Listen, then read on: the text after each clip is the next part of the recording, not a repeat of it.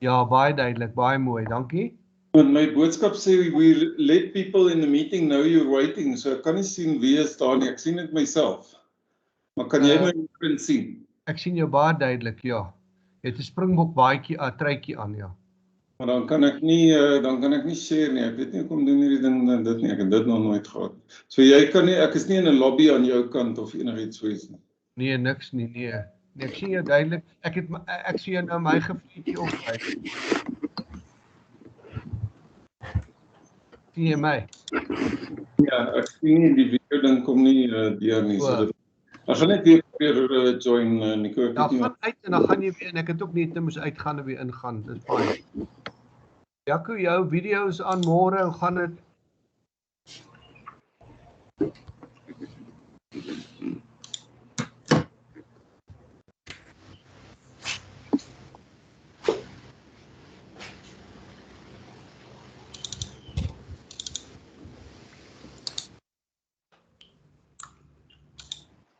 Anneke? Yeah, Nico? Are we ready to go? Yes, we're ready to go. I think all my speakers are in. Jaco, can you just cut your camera, please? Jaco van Wyk, just cut your camera, please.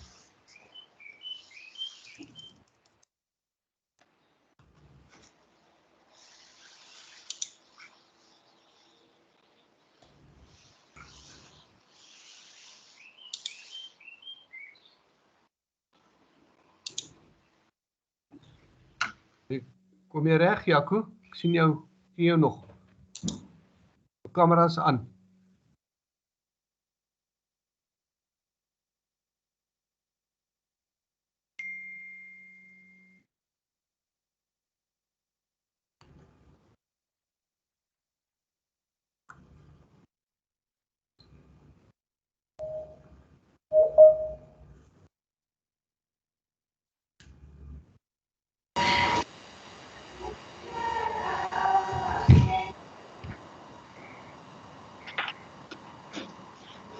Okay, dis beter. Nou is ek in. Right. Anneke? Yeah, Nico? Carbon Gwenya says he hasn't received he can't get in, but I could swear I saw him coming in. Morning, Nico. It's Thabo. Hello, Carbon. Join the meeting. How are you, Nico? I'm fine, thanks. Are you in? Yes, I have joined. Thanks, bro. Thanks. Okay, guys, I think we've got so many people in now that I think we should start.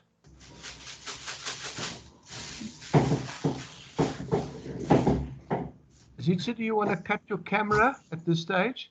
Then we'll start, and then we'll ask you to put on when you talk. Okay, thanks. Yeah, there we are. Now we're all off.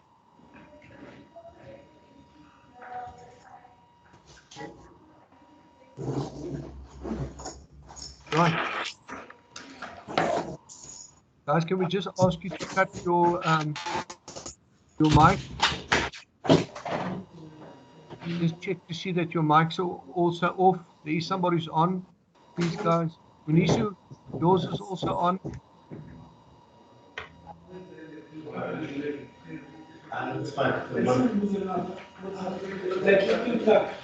Munisu? Munisu? Yeah, thank you. Right.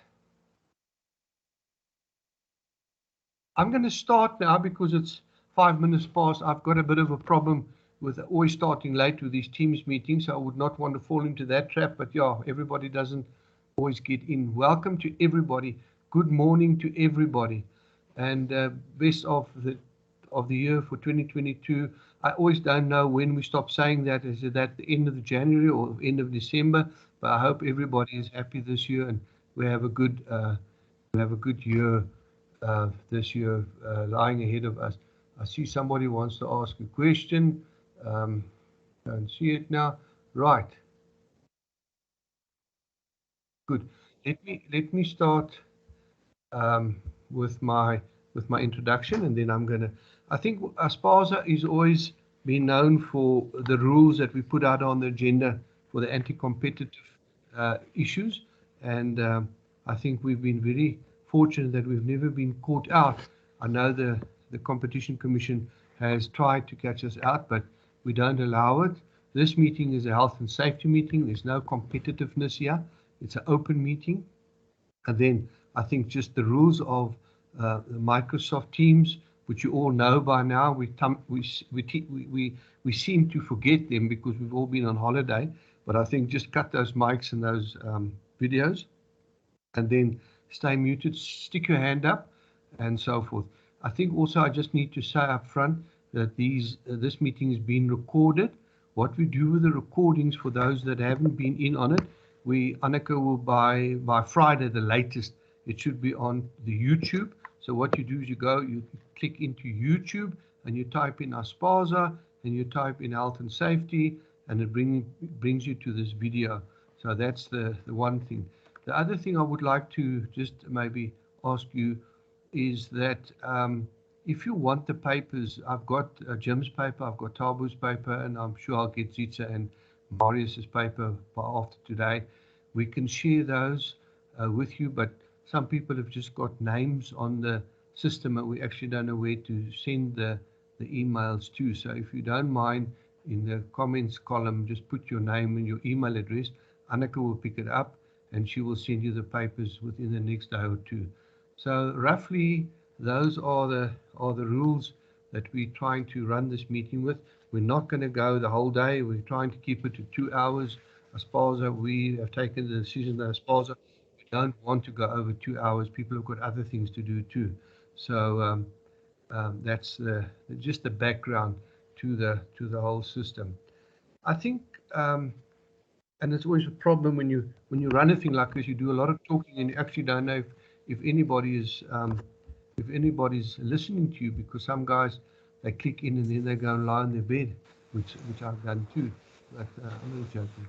So what we decided to do this year is there's our meeting schedule is out. If you don't have it, just send a mail to Anneke at the office at Aspasa and she will send it to you. But our first meeting for this year is a health and safety meeting. And I don't know if we did it on purpose or it happened by accident, but I think at this stage in business and in South Africa, health and safety is probably the most important issue that we as employers, as industry, need to look at. And I think it will come out in the papers that we've got. So when I started developing this agenda, I was quite nervous because we normally just used to have poor old Marius giving us feedback, and nobody listens to me and Marius. So they say, their TMM and their PDS and their this and there's that. They're always pushing the same thing. And so we said, fine, let's bring the heavyweights in this time. So you can see from my agenda, I've got the heavyweights, and they're going to come and talk on behalf of the industry. So there's no argument that Nico said so. It's now so-and-so said so. So that's why I brought them in. I think we all need to just focus on this new focus area, which is health and safety. We've been hiding behind COVID. Marius was at some companies not allowed to go and audit because they were COVID, but all the other people came. And we understand that they're having problems. So as the accidents happen and the stuff happened this year, we will check to see if you had undergone the health and safety audit. So my first guest. Oh, sorry, just something else that somebody just WhatsApped me. The press is in today, and Sharon from Interactive Media, she's in. She's listed there as boardroom. There's a few of them that's in. Munishi is our other guy who's in. Raymond is in. Those are the ones that I know that are in, and I'm expecting to see somebody from India coming in. He let me know yesterday he's coming in from India to come and listen to us. We've got our guest, our top guy from the world, whose name is Jim O'Brien. He will be talking to us now, and he will give you the world perspective of health and safety. So I think that's been too much introduction so far. I think the first person I'm going to ask to do a presentation is Thabo Ngwenya. He's from the DMRE, and I've also have received these papers, so we'll share that with you. And Thabo, I don't know what you need to do to get on, but I'll cut my face first so that I don't take up space. And I would like to welcome you and thank you from the DMRE. That's the nice thing with us and the DMRE is that we're not in opposition. We always work together in this. So I've also, just as an introduction, got the union here. So Advocate Paul Marden is also in. So yeah, we've got everybody that think that we should have. Okay, Tabu, you can kick off. I hope you get it right. I'm not too sure what must happen now.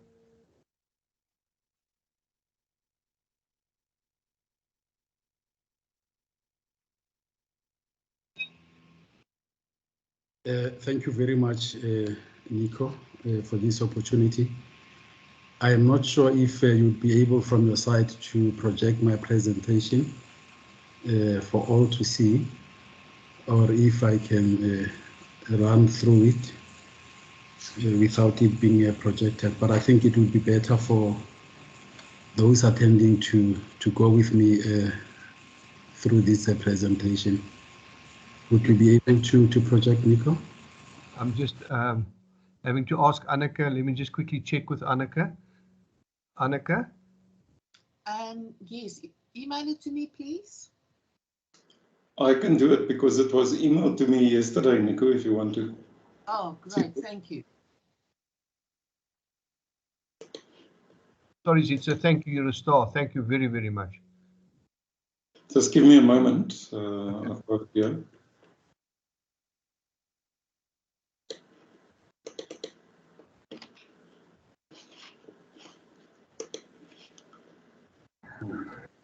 Tabu, I think you could start talking. I'll get it to you now. I don't want to delay you. I've got it open now. Thank you very much, Sitze. And once again, good morning to everyone in attendance. Like it has been said already, I am Thabo Ngwenya, Deputy Chief Inspector of Mines in the Department of Mineral Resources and Energy, in charge of Northwest, Northern Cape and Western Cape provinces. Let me take this moment to recognize yourself, Nico, as the Director for Aspasa, for the sterling leadership you have provided in the sand and aggregate sector for a number of years. Also recognize Minkosa representative, Mr. Sitze van der Woude. Thank you for projecting the presentation, Sitze. Welcome. GAIN representative, Mr. Jim O'Brien, and also your independent auditor, Mr. Marius van Deventer. But most important, let me recognize the Aspasa members in attendance on this virtual platform. Like Nico has said, you know, this invitation came to us at the right time when health and safety performance in the mining sector is once again under the spotlight due to the regression we have witnessed in the last 2 years. And we hope today's meeting will reflect on this poor health and safety performance in the sector and urge all members to recommit to the 2014 Mine Health and Safety Tripartite milestones of attaining zero harm by 2024, which, by the way, is just around the corner. If we can proceed to the first slide showing the outline of my presentation. The presentation will cover our constitutional and legislative mandate, the historical background of health and safety in SA, and our journey to zero harm, the 2014 milestones, and the health and safety performance of the sector, and the areas of concerns which we have as the department, and the health and safety improvements we have noted from small-scale miners, including Aspasa, and the key focus areas, and I will conclude. Can we move the slides?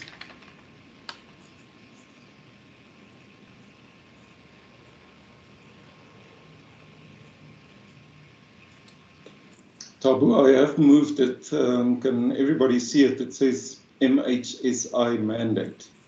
No, it hasn't moved on the screens yet, sir. Yeah, from our side, it has not moved yet. It looks like there's some delay. But let me proceed. Thank you very much, Sitze. Now we can see the third slide. The mandate of the Mine Health and Safety Inspectorate is derived from the Constitution 108 of 1996.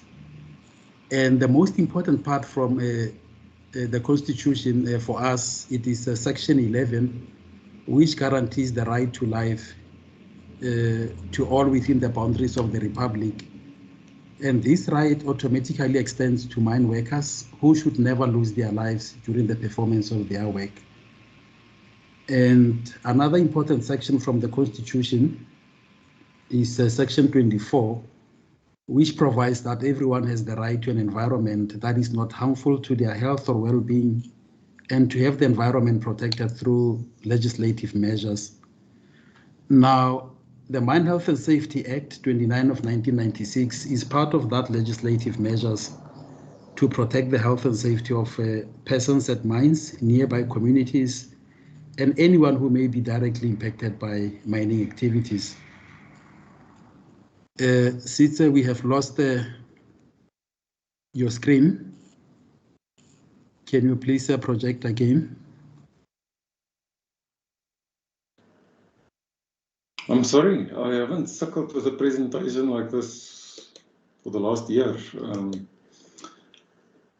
Apologies to put you on the spot. Not a problem. I do it with pleasure, Tabu. I just apologize to you and the others. Can you see it now again? Yes, we can see it. Thank you very much. I'd rather keep it in this mode than the presentation mode. Okay.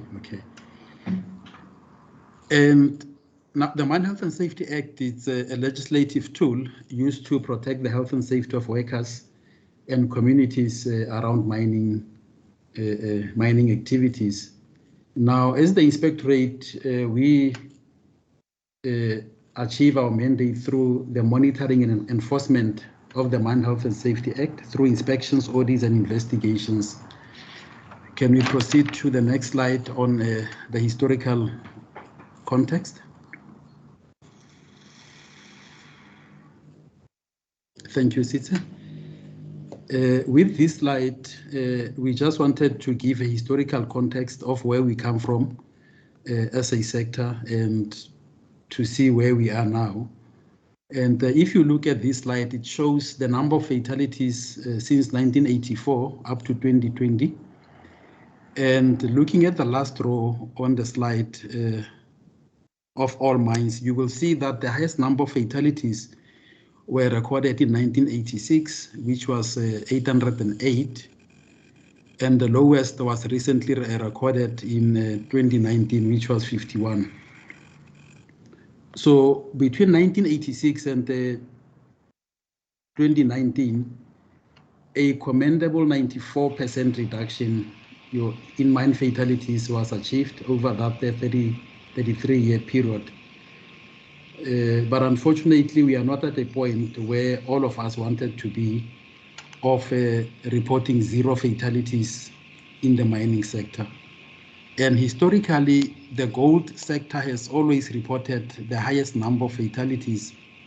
In 1986 alone, 702 mine workers lost their lives in gold mines, and the lowest was 18 in 2019.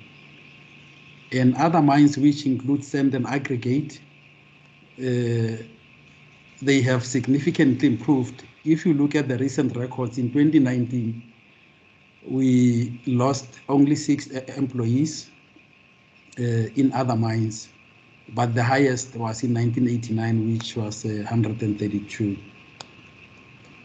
We can proceed to our journey to zero harm, Sitze.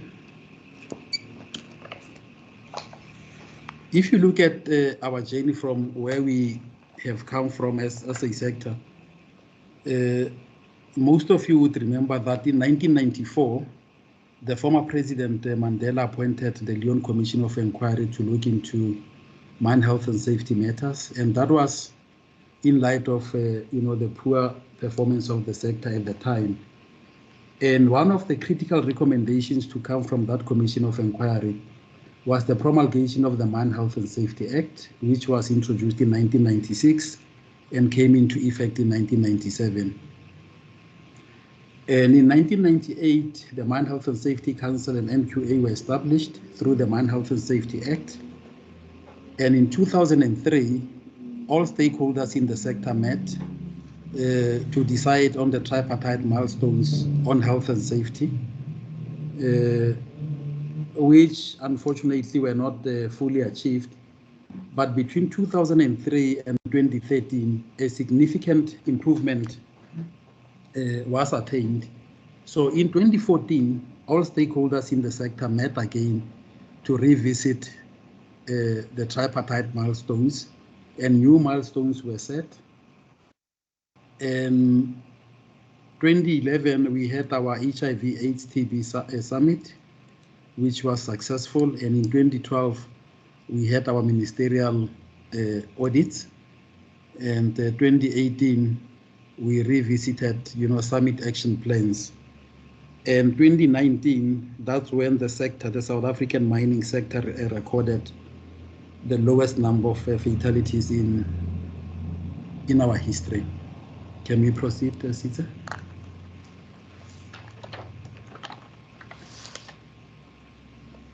With this slide, I wanted to remind all members of the 2014 milestones which we set for ourselves. At the top is the elimination of fatalities and injuries. The intention was to have eliminated fatalities by December 2020, and clearly we have missed that target by a huge margin, as we recorded over 70 mine fatalities in 2021. And this year, so far, we have reported 3 mine fatalities. And in terms of the elimination of occupational diseases, it was expected that it is expected that by December 2024, 95% of all exposure measurement results should be below the following limits: 0.05 milligrams per cubic meter for silica dust, 1.5 milligram per cubic meter for platinum dust, and 1.5 milligram per cubic meter for coal dust. And no new cases of occupational diseases should occur amongst previously unexposed individuals. And in terms of eliminating noise-induced hearing loss, the target is that by December 2024, noise emitted by equipment at mines should not exceed more than 107 decibels. And we will also continue to reduce and prevent TB, HIV, and AIDS. And the target is that by December 2024, the TB incidence rate should be at or below national TB incident rate of 557 per 100,000 cases. We can proceed, Sitha.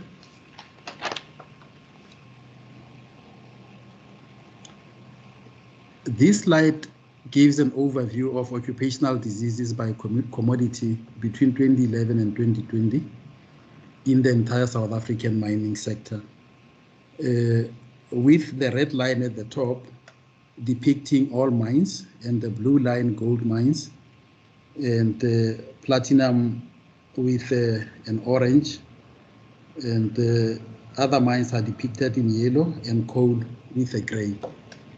From the top line representing all mines, it is clear that there has been a downward trend in occupational diseases since 2011 to 2020.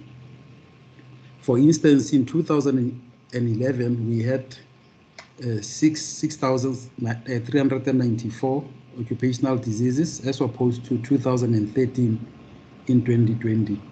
And the other mines in 2011 recorded the lowest number of cases of 304. And in 2020, they also recorded another low of 167 cases. We can proceed, Sitha.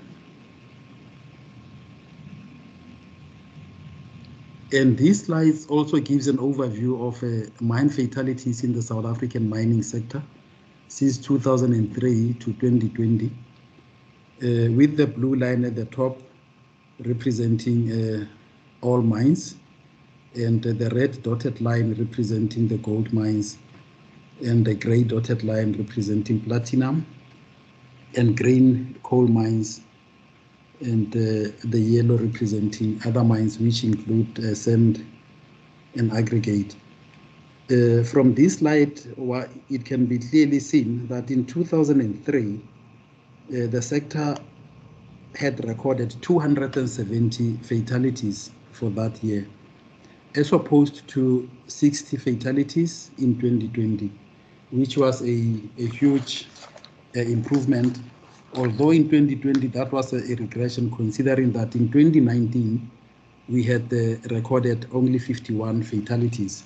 So it was expected that in 2020 the number should further go down, but unfortunately we saw the direction starting to take an upward trend, which is quite unfortunate.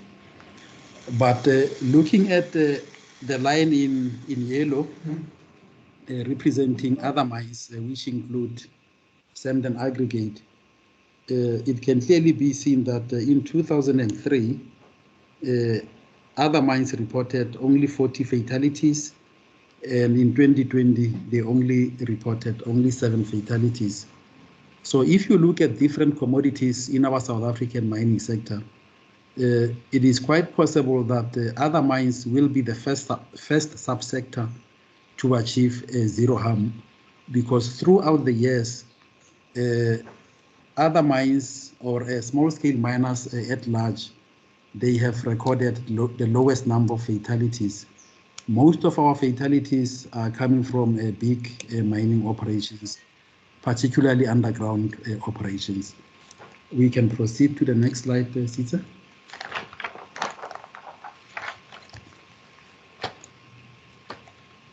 And with this slide, I'm just showing the performance for this year versus last year, from the 1st to the 24th of January 2021 and 2022. So far, the mining sector has reported 3 fatalities, 2 in the gold mines and 1 in platinum mines. Coal and other mines so far have recorded 0 fatalities, just like last year during the same period.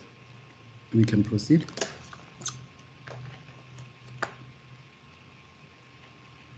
Areas of concern which the department has got with small-scale miners, they include, amongst others, that legal compliance is still viewed as an unnecessary expense by some employers, which is quite unfortunate, because legal compliance should be seen as a proactive measure to preserve the organization's good reputation through the caring of its employees and safe production.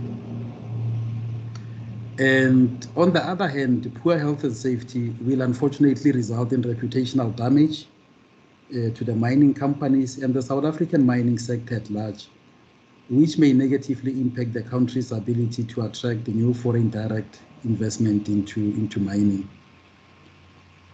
And the other issue of concern is that some managers are not familiar with the requirements of the Mine Health and Safety Act, which is quite unbelievable considering the amount of work which was done by Aspasa in particular since 2011 during the drafting of the guideline on how to comply with the Mine Health and Safety Act.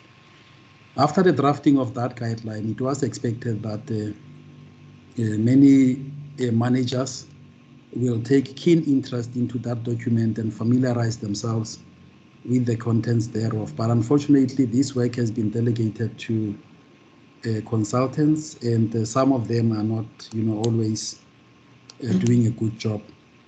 Another area of concern is the slow transformation in terms of the employment of women in mining, in small-scale mines. If you look at big mines, there has been a significant improvement in this regard. But in small mines, unfortunately, we are still seeing a very slow transformation when it comes to the employment of women. And we all know that women were previously not afforded an equal opportunity into the sector. So as the present leadership of the mining sector, it is our responsibility to redress this past imbalance.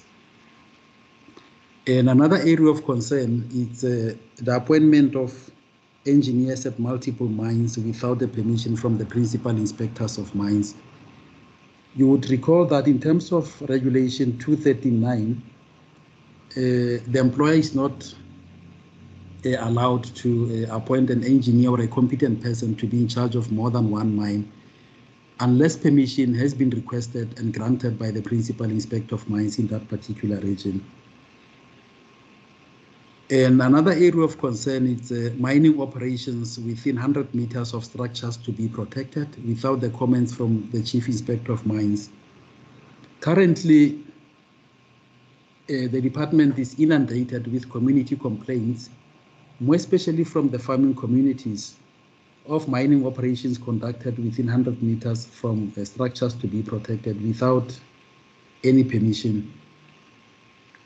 And another area of concern is, copy and paste documents, particularly COPs and your standard operating procedures, which are compiled by unethical and unscrupulous consultants, without taking time to go through site-specific risk assessment and coming up with documents relevant to a specific operations.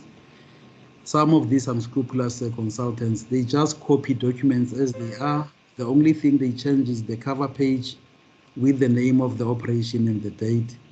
And small-scale miners are made to pay hefty amounts for that quality of work, which unfortunately will lead to unnecessary instructions issued by our inspectors, because COPs and standard operating procedures are meant to be site-specific. We do not recommend generic documents. We can move to the next slide, Sita.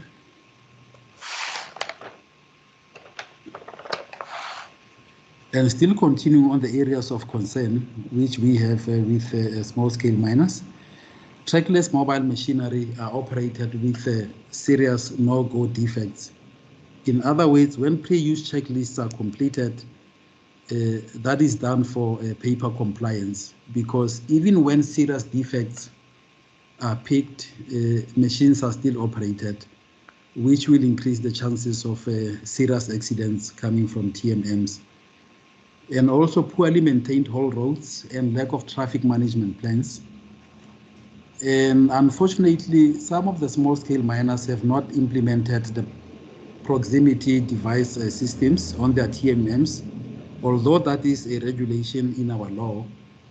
And anyone who's not complying, they should obtain exemption from the principal inspector of mines, or alternatively provide adequate proof that the risk of the collision of TMMs does not exist at their operations. And that's when they can be exempted. But if there is a significant risk of collision of TMMs at your operations, everybody is expected to comply with that regulation on collision avoidance systems on level 7.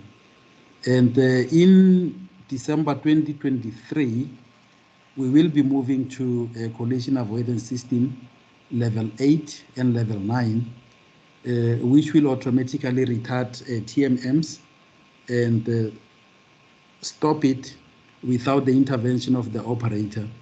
So if mines are still behind with level 7, it's going to be difficult when we get to December 2023, when we will be implementing the 2 suspended regulations in our Act. And we've also noted that some operators are ignoring the audible and visual warnings from PDS systems, which is quite worrying, and lack of maintenance of TMMs, and thus not controlled at the source, leading to community complaints. And no illumination surveys conducted at mines operating on night shifts. That is also another area which worries us, because without adequate illumination, the risk of collisions and other forms of accidents increases, And it also poses safety and security risk if your employees are operating in areas which are not well illuminated. We can proceed, Sitze.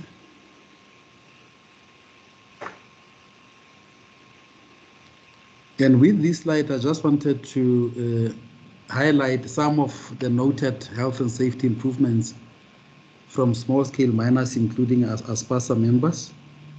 The fact of the matter is that we get a small fraction of mine fatalities from small-scale mines. Most of the fatalities are reported by big mining operations, particularly our underground operations.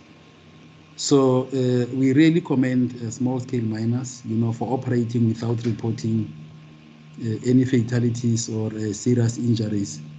And we would like to urge you to keep it up. And we've also noted a significant improvement in terms of mine health and safety compliance in the last decade. I would like to believe that the Mine Health and Safety Council guideline on how to comply with the Act has assisted those who have taken the document seriously. And we have seen an improvement in the training of the workers. And most of the small-scale miners have acquired part-time services of technical experts, such as your OMPs, occupational medical practitioners, your hygienists, rock engineers, and so forth, to do work which is expected from the mines in terms of the law. And most of the mines are now having codes of practices and standard operating procedures. The only thing which can still improve is on the execution of implementation plans. And the guarding of moving parts of machinery has improved as well, and we see workers being provided with appropriate and suitable PPE, and the appointment of health and safety reps and committees in most of the operations, and the submission of statutory reports such as annual medical reports, occupational hygiene measurements, and accidents. And as a reminder to all members, by the end of February, all mines in the country would be expected to have submitted their annual medical reports. So employers should start engaging with their occupational medical practitioners to compile those reports so that nobody reports late. We can proceed, Sitze. And our key focus areas for 2022 will be the achievement of the 2014 Mine Health and Safety Tripartite Summit milestones, which are due by 2024, and the timely adoption of technology and leading practice to protect health and safety of the mine workers. And we will continue to encourage mines to vaccinate employees, and employees to also talk to their loved ones to get vaccinated, because currently COVID-19 vaccine is the best defense we have against this pandemic. And we will continue to improve the conditions of women in mining through structures established at the council and at the regional level. And as the department, we will continue supporting genuine mine health and safety initiatives from all stakeholders so that we can attain zero harm one day. And another area of focus is the right to refuse working under dangerous conditions.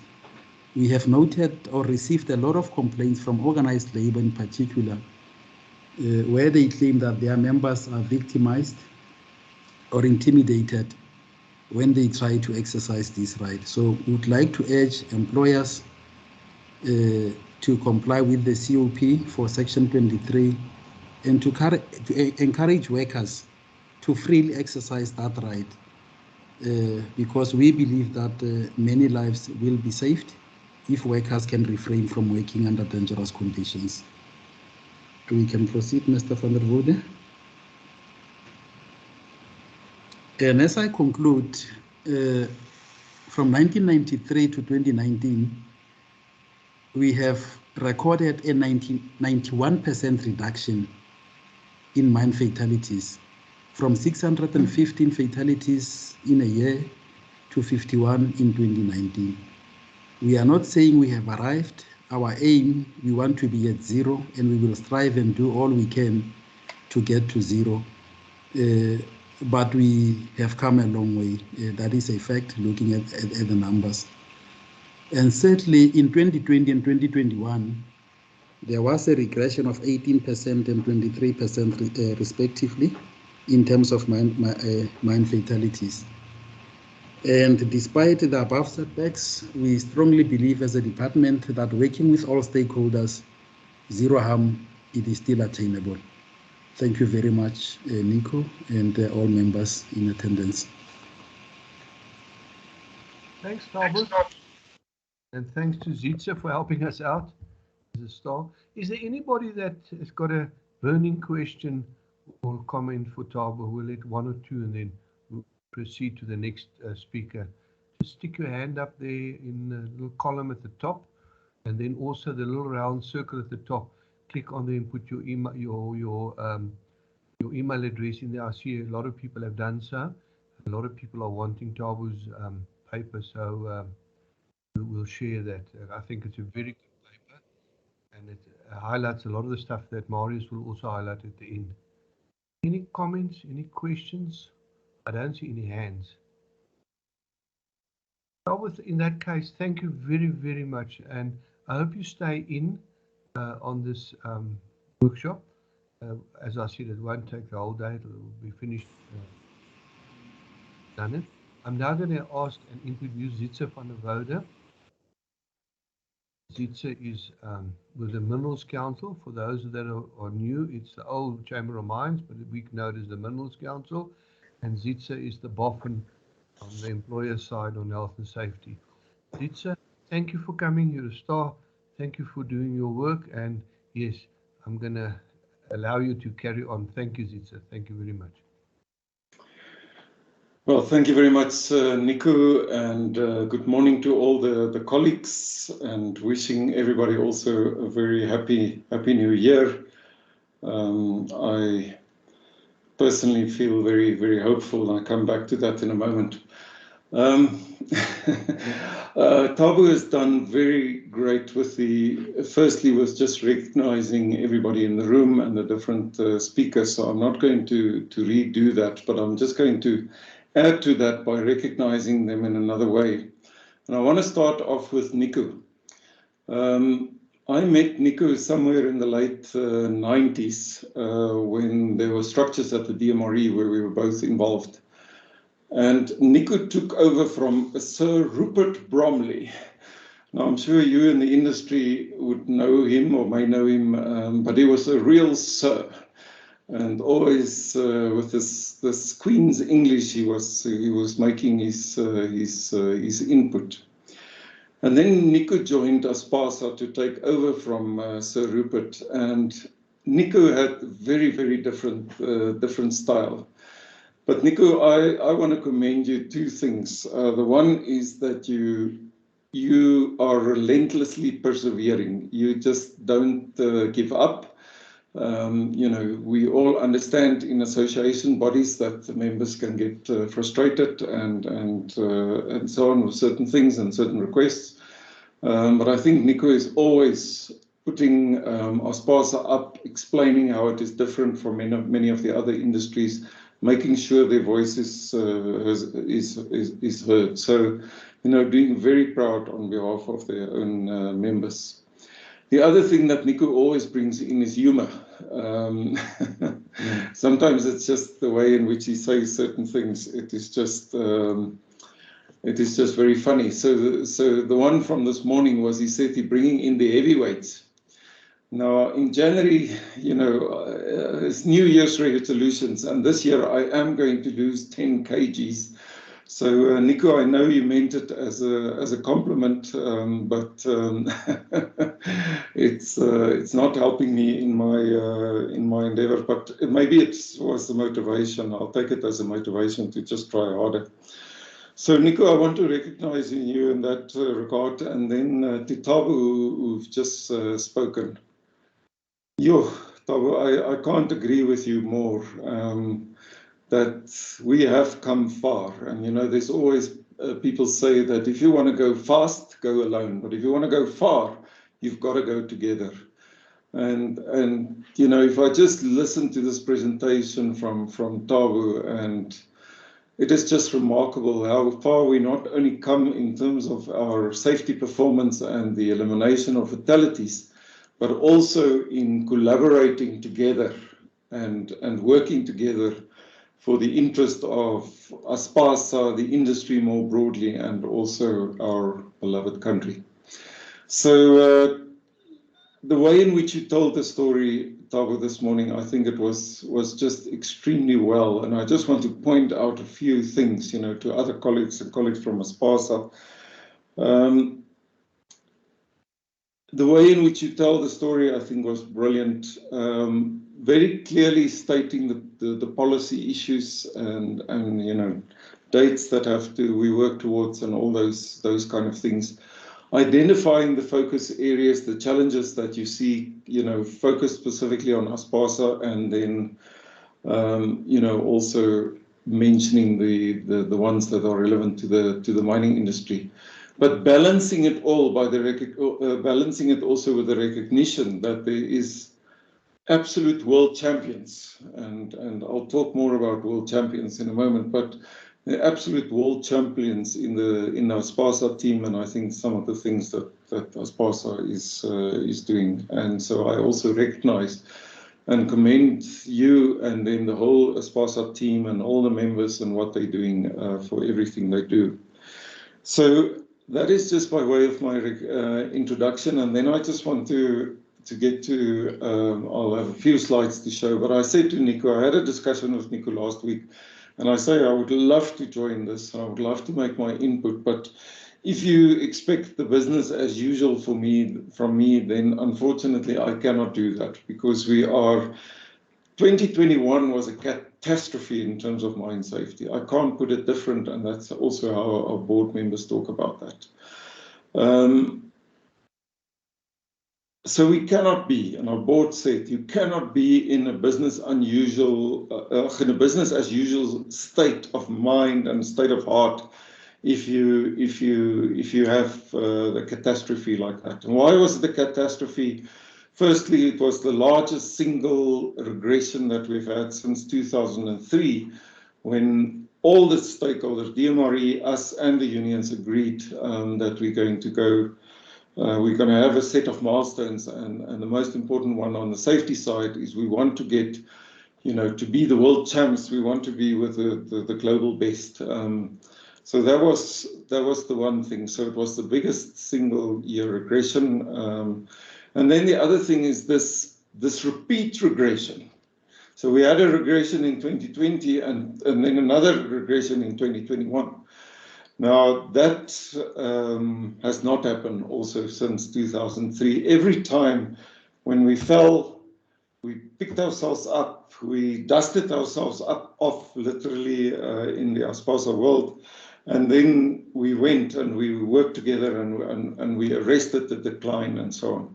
That didn't happen in 2021. And when we then had the mine safe at the request of the DMRE and the Chief Inspector of Mines, and we committed ourselves to do certain things, and then you had 15 fatalities in the period of a month, our board just said, whoa, we cannot go on like that. So there was a special board meeting on the 11th of December last year, and we just said, we have to stop the bleeding. It cannot go on. We cannot have 15 fatalities in the space of a month. And I know I'm speaking to the converted. You were not the ones who are contributing. Aspasa members were not contributing, but I'm bringing you the industry perspective. Our board just said this is just totally unacceptable, and we have to do things differently. And so they agreed on a number of measures, 8 of them in fact, where they said, this is what we're going to do to stop the bleeding. And some of those things may not be applicable to Aspasa members, like issues around Mandala sites and so on, but there's issues around training, there's issues around the Section 23 and making sure your incentives are aligned. And there's all those part of the 8 measures which are very relevant to the to Aspasa members. So that is the space, the headspace that we are in, and that's why I said to Nico, you know, we cannot do a business as usual presentation.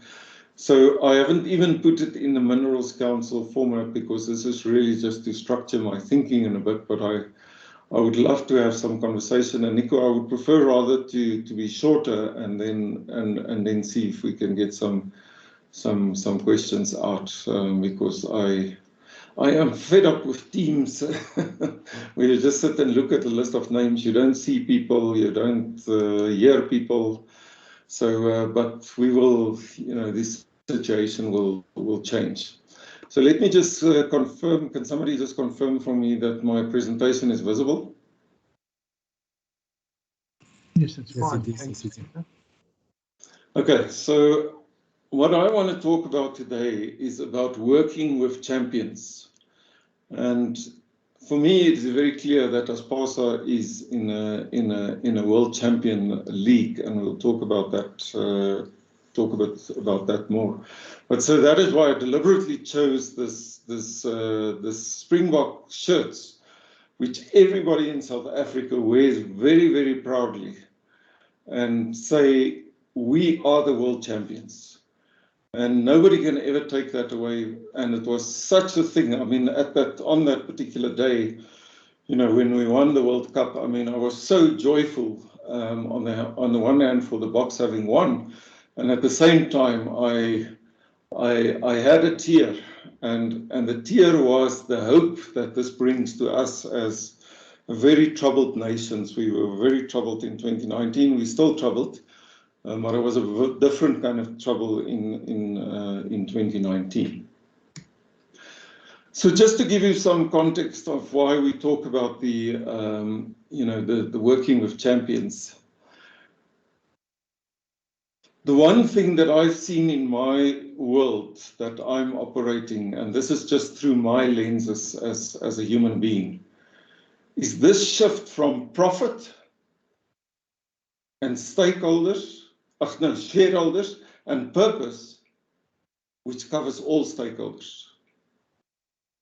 The shift that has happened in the last 5 years around this has just been phenomenal. And so the whole issue of environmental, social, and governance, if we want to play in the big league, if we want to be the world champions, we must make sure that we are world-class in terms of our ESG, not only in terms of our cost or our productivity levels.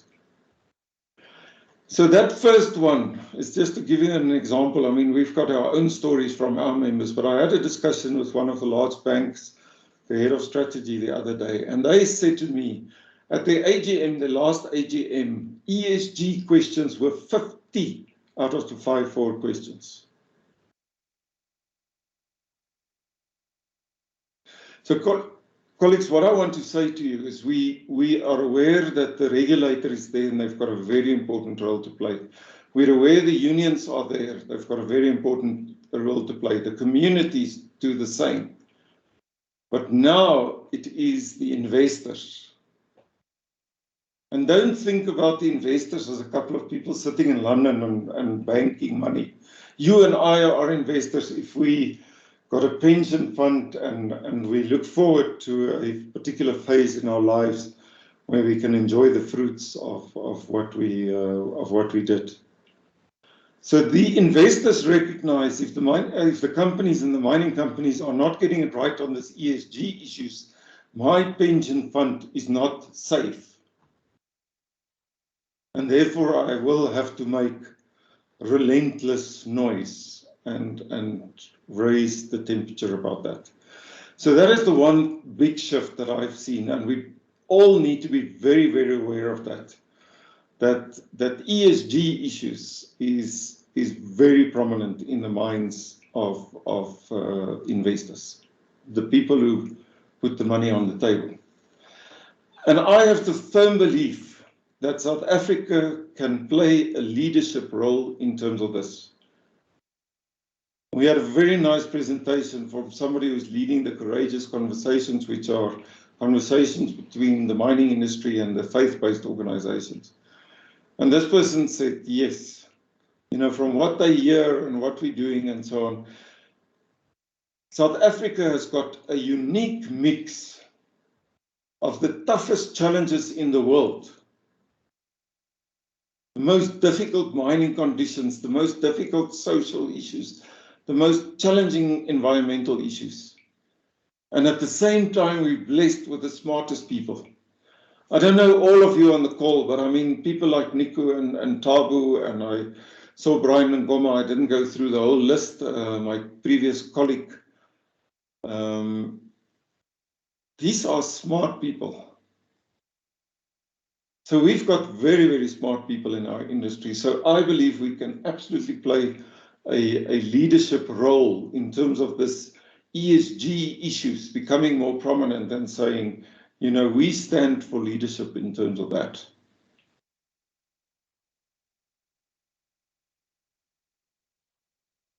And then in terms of our approach, is that we say in South Africa, we cannot afford to take a technology-centered approach. In some countries, the Canadas and the Australias and so on, they can afford to put 90% of the effort into technology and 10% into the people side. We've got to do both. We've got to balance both. So in terms of technology enabled, if we can stop one fatal transport accident by having the right traffic management plans or the right collision prevention systems, then absolutely we're committed to do that as quickly as we can. But we can't focus only on the technology because the people issues are absolutely critical in our context. So this is both the challenge for us as South African mining, which includes Aspasa, as well as our biggest opportunity. So here's the deal that I want to put on the table, Nico. And as I said, I've never done this before. So we'll see what impact that has. So here's my deal offer on the table to Aspasa today.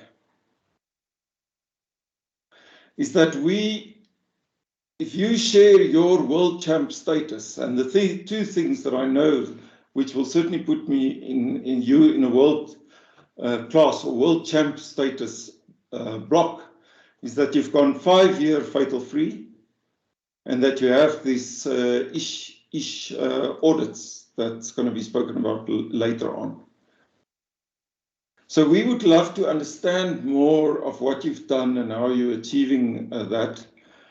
And we will then celebrate with you in an event that you choose. But we will then, as Minerals Council, celebrate with you and say, well done on the safety front. Well done to what you've done.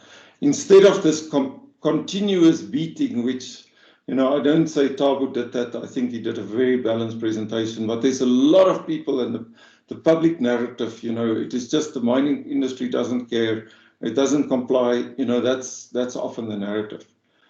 And we've seen that not to be the case.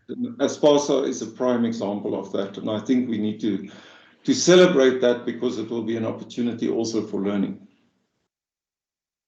And then we want to support you in eliminating transport fatalities. I know you say for 5 you haven't, but believe you me that there are still risks or hazards that this can actually happen. And we will support you. I mean, the Minerals Council is investing, a substantial amount of money in supporting our members in terms of, where we're going in terms of this particular thing. So we are happy to support you, and we'll support you boots and all. But we cannot help you if you don't help us. And last year, I mean, one of our big disappointments has been, to get some of the information from the members, and we had challenges with Aspasa. I'm just going to be, open with you. That's the deal. We recognize you for what you've achieved and what you are doing, and we really appreciate that. Absolutely share that with the DMRE. But we say in terms of this traffic management issue, we all committed to this date of December 2023. But we've got to make sure that we deliver on that, because the DMRE and the unions are very concerned that we continue to have the fatalities, and we too. We don't want that. So we're very concerned of still having this fatality. So we've got to go all out and get to that. And we've got to find ways that you help us. And we will celebrate you and we will cheer you, lead you all the way. But we need you to do your bit as well. So this is not a one-sided nag, you know, because I know people in the operations, they've got plenty of other things, and the Nikos and the Tabus and the Sitzes and so on, you know, they just prevent you from getting on with the job. But that's not our intent. Our intent is absolutely to help you, but we cannot help you if you know, don't also help us and give us the right information. And so this is the deal. We will celebrate Aspasa. We will, you know, celebrate with you these achievements. We will throw our weight behind everything that you're doing and learning from that as best as we can. But we ask you to do your bit as well. I just want to end off with this thing, because I want us to stay in the realm of South Africa is the world champion in terms of rugby. South Africa is the loser of mine safety globally at the moment. Aspasa is a world champ in terms of mine safety at the moment with their record. So let's stay in that realm of saying we can be world champions and we want to be world champions as we were in rugby, so we can also be in mine safety. So that is my challenge to you, and I just want to end with a quote from Ashwin Willemse, Springbok rugby player and very controversial person in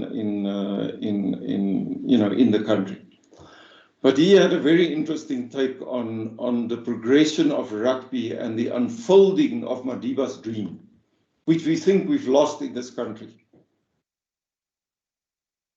He said in 1995, Madiba won the World Cup.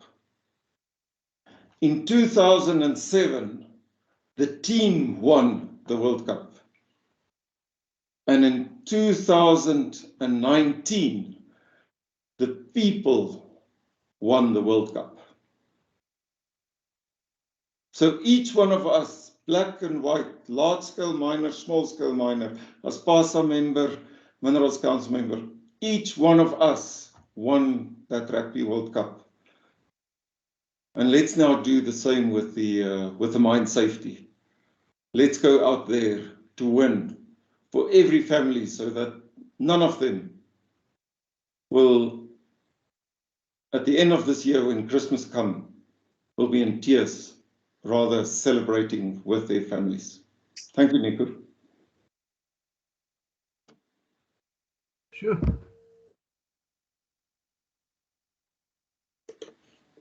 Yeah, I warned you, Nico. No, I'm putting my screen on my face on, but you mustn't see my tears. I have never been given such nice words by anybody. Thank you very, very much for that. Just on the lighter side, I'm not family of Francois Pinault, so I'm not that World Cup holder. Everybody thinks I'm family, but I'm not.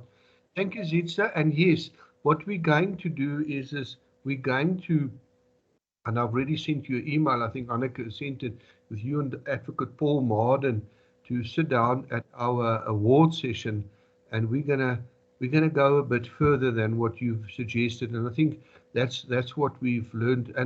And for the people that are listening, I haven't asked or paid Zitza to be kind to me, nor Tabu, but thank you very much for these excellent 2 papers so far, and I know our next one will be even just as good as the first 2. We are working on this. I also explained to my chairperson, who's also in Gert Coffee, that I'm reading a book about the All Blacks, and the All Blacks believe that once you've got an All Black badge on your jersey, you're an All Black. And I'm saying that to people here in where I stay, a little town called Dahlstrom, that if you belong to the church or you belong to anything, please show that you belong to it and be proud of it. So yeah, we all want to have that Springbok on the jersey, like Zitsa's got a nice, I think, a Springbok type of jersey on.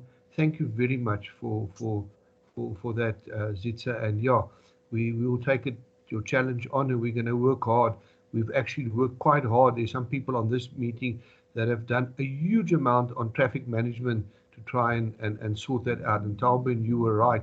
That is a major problem. So we need to address that, but we'll take it further after that. Is there anybody who wants to make a comment? Anybody who wants to ask Zitsa a question or so forth? Just stick your hand up and we'll allow you to make a comment or ask a question. There's one. Who is that? Sorry. Whoever that is, carry on. I can see on my screen Bert van Straten, his video looks on, but I don't see his face and his mic is on mute. Okay, I can't see who wants to ask a question or make a comment. Please feel free. Not. Okay, nobody. Nico, can I put a question? Yes, please. I want to ask a question, and I don't know if we can, by way of raising hands, I just want a yes, no. It's just raise your hand or not. And that is, do you think that South Africa can be the world champions in health and safety? And now just don't think about Aspasa members, but also think about, all other members as well. You got some, Zitsa? Yeah. Thank you. There's 8, 9, 10. Oh, great. Yeah, there is a big support for your question. So, Nico, I mean, you say thank you to me. I just want to say thank you to you, and also for this. I think this is, the nicest feedback that we can get. It is an encouragement. When people have hope, we go far. So thank you very much for this opportunity, Nico, and to all of you, well done. And I'll stay on the call. I'm very interested to hear what the other colleagues say. And thank you very much for the opportunity. Thanks, Zitsa. I see there is questions. There's 2 by the. Is anybody wanting to ask a question? Carry on.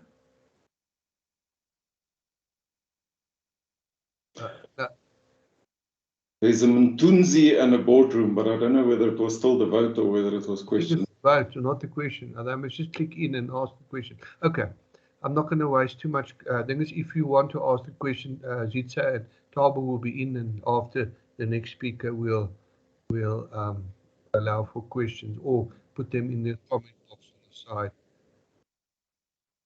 Right, now, Zitsa, we're going to take your presentation off, I think. There we are. And then we're going to go on to my friend.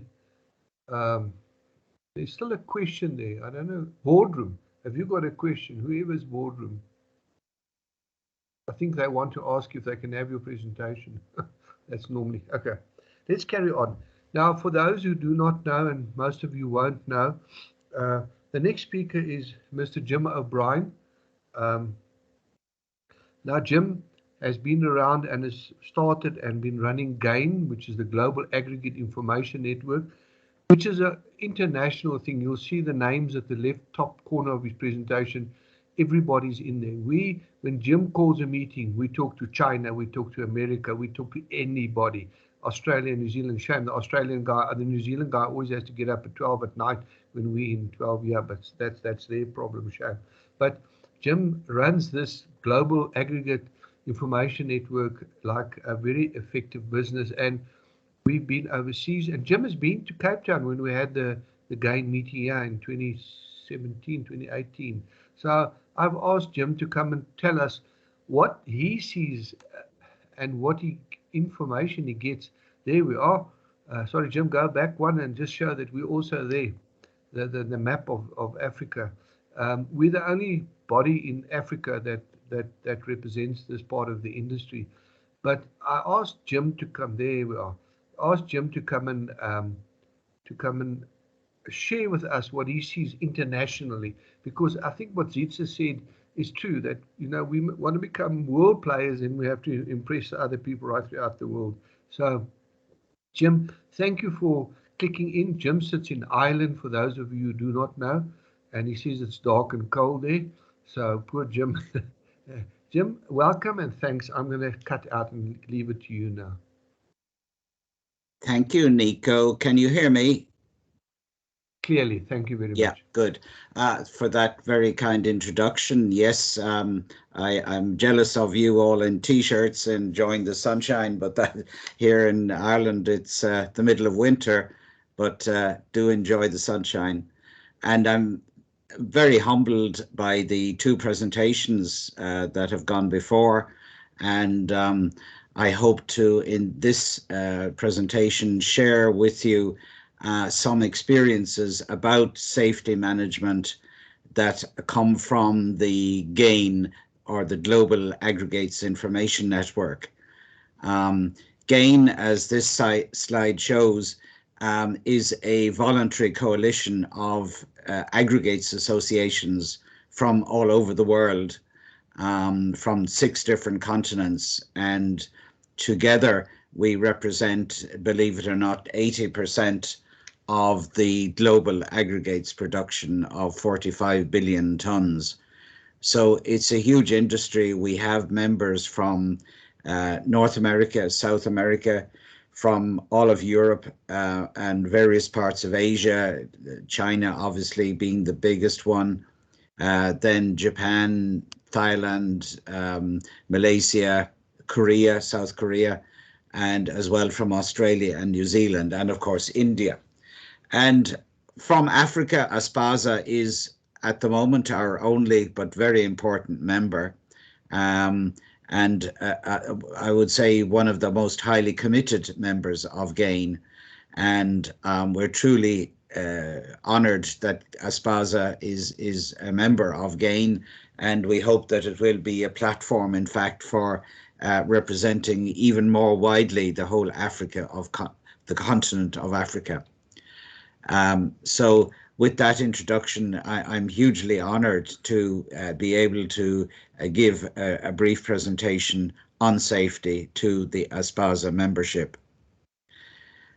For that, as background, I will use data gathered by the cement industry, because we in the aggregates industry tend to be rather small guys, and we're not that good sometimes at gathering data on a global basis.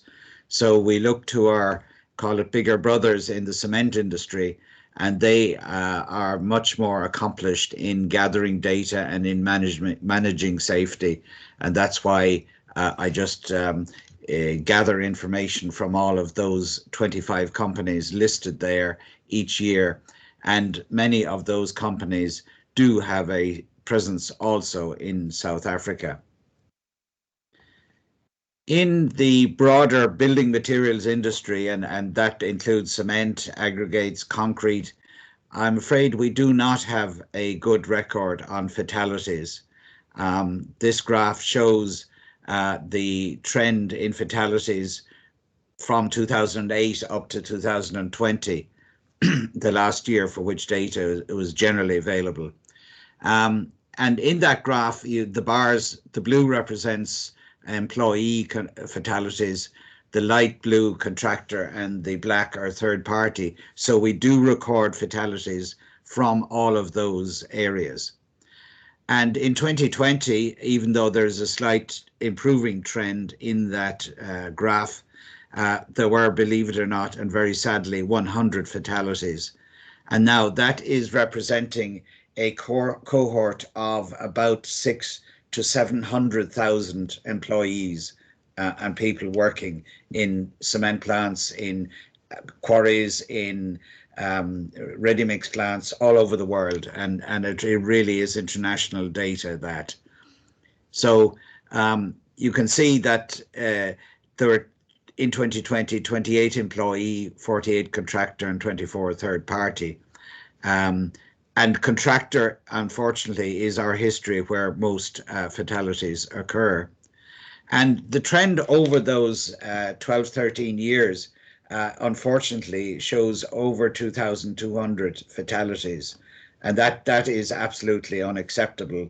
And all the big companies and the small companies now recognize the absolute imperative of improving safety and, most importantly, of reducing and eliminating fatalities. And of course, the zero is the only figure that is acceptable. It's worth looking at the broader history of what are the causes of fatalities and to learn from that. And the big one is traffic and mobile plant in this pie chart, the blue area. And that is both traffic on site and off site. And, you know, that varies from huge big dumper trucks to vans to cars to forklifts. Everything that's on wheels is the major, almost half the cause of all fatalities in the broader building materials industry. The second one is in the bottom left, the brown area, is falls from heights or items falling from heights. And that represents almost a third of all fatalities. And the next one after that is caught in the orange area, caught in moving or starting equipment. And that is really resulting from lack of isolation when there's maintenance or whatever going on, and equipment starting and entrapping people. And then there are the other ones of electrical, actually is quite small, but significant, buried in stockpiles, explosions of tanks or tankers, etc. So that, you know, they're the three big, really big ones: traffic, moving, starting equipment, and falls from heights. And those are the ones that really taught us where we need to look and where we need to start getting better. But looking at the causes of accidents, lost time injuries, those causes were actually very different. And those are primarily slips, trips, and falls, the very obvious, simple things, but people falling and getting injured. And then the second one, falling and moving objects. And the third one is overexertion, which is mainly lifting, back injuries, and so on. So the big thing that came out of that analysis, which we weren't aware of in the earlier days of safety in our industry, was that the causes of accidents are quite different from the causes of fatalities. And that meant that while many training programs were focused, very well focused, on accident reduction through the Bird pyramid, they weren't necessarily getting at and eliminating the causes of fatalities. So that was a very big lesson that came out from that kind of analysis. And, you know, the industry really in the early 2000s began to analyze, well, where are all these fatalities coming from? And, you know, the initial reaction of the, call them the chief executives, would have thought that they were coming from the process type hazards of the cement industry. And this shows, the picture shows a cement kiln with its preheater, pre-calciner tower, and you know, it's a really big process plant. So people would have thought of that fatalities were caused by the process things like hot raw meal spills, which may be over 1,000 degrees centigrade, coal dust, which is the most commonly used fuel, either fires or explosions in equipment, or use of alternative fuels and materials, some of which can be very nasty, chemicals or combustible things, but which are now increasingly used in cement plants to reduce the use of fossil fuels. So Actually, when the analysis was done, yeah, there were some very early bad multiple fatalities in some process accidents in the earlier years, but now they have been designed out of the process, and the causes and of all the other fatalities now are what I'd call the plain, ordinary, generally predictable, but very unfortunate events that occur day to day in the operation of the plants. And they are all the silly, stupid things you would say of vehicles crashing, going off both on site and off site, forklifts moving around, equipment, people getting entrapped in awful ways in equipment, in conveyor belts, in equipment that moves around a plant, just really horrific stuff. So that's where the lessons have to be learned, and they were learned. In the year 2008, and this is going back a little bit, we thought we were doing okay in the cement and allied industries. We thought we were, and we were making improvement. But we said, look, let's look at what all the other sectors, what's their records on fatality prevention and elimination. And we looked at about 30 different, and this was through the World Business Council for Sustainable Development, and the cement industry was in that, and it could access other sectors and learn from them, and they shared information on a very open basis. And those activities included chemicals, pharmaceuticals, tires, forestry, oil and gas, water, power, shipping, heavy manufacturing, conglomerates, and mining and metals. So, and the list of the very big companies from which we got information are in the yellow box on the bottom left, and they are really big, huge companies, and they are really international in very high risk activities and spread from both developed and in developing economies all over the world. And that group, that cohort, had over 2 million employees and 1 million contractors. So analysis of that data really led to some very fundamental column discoveries, though they're things we should have known, but they were discoveries at the time.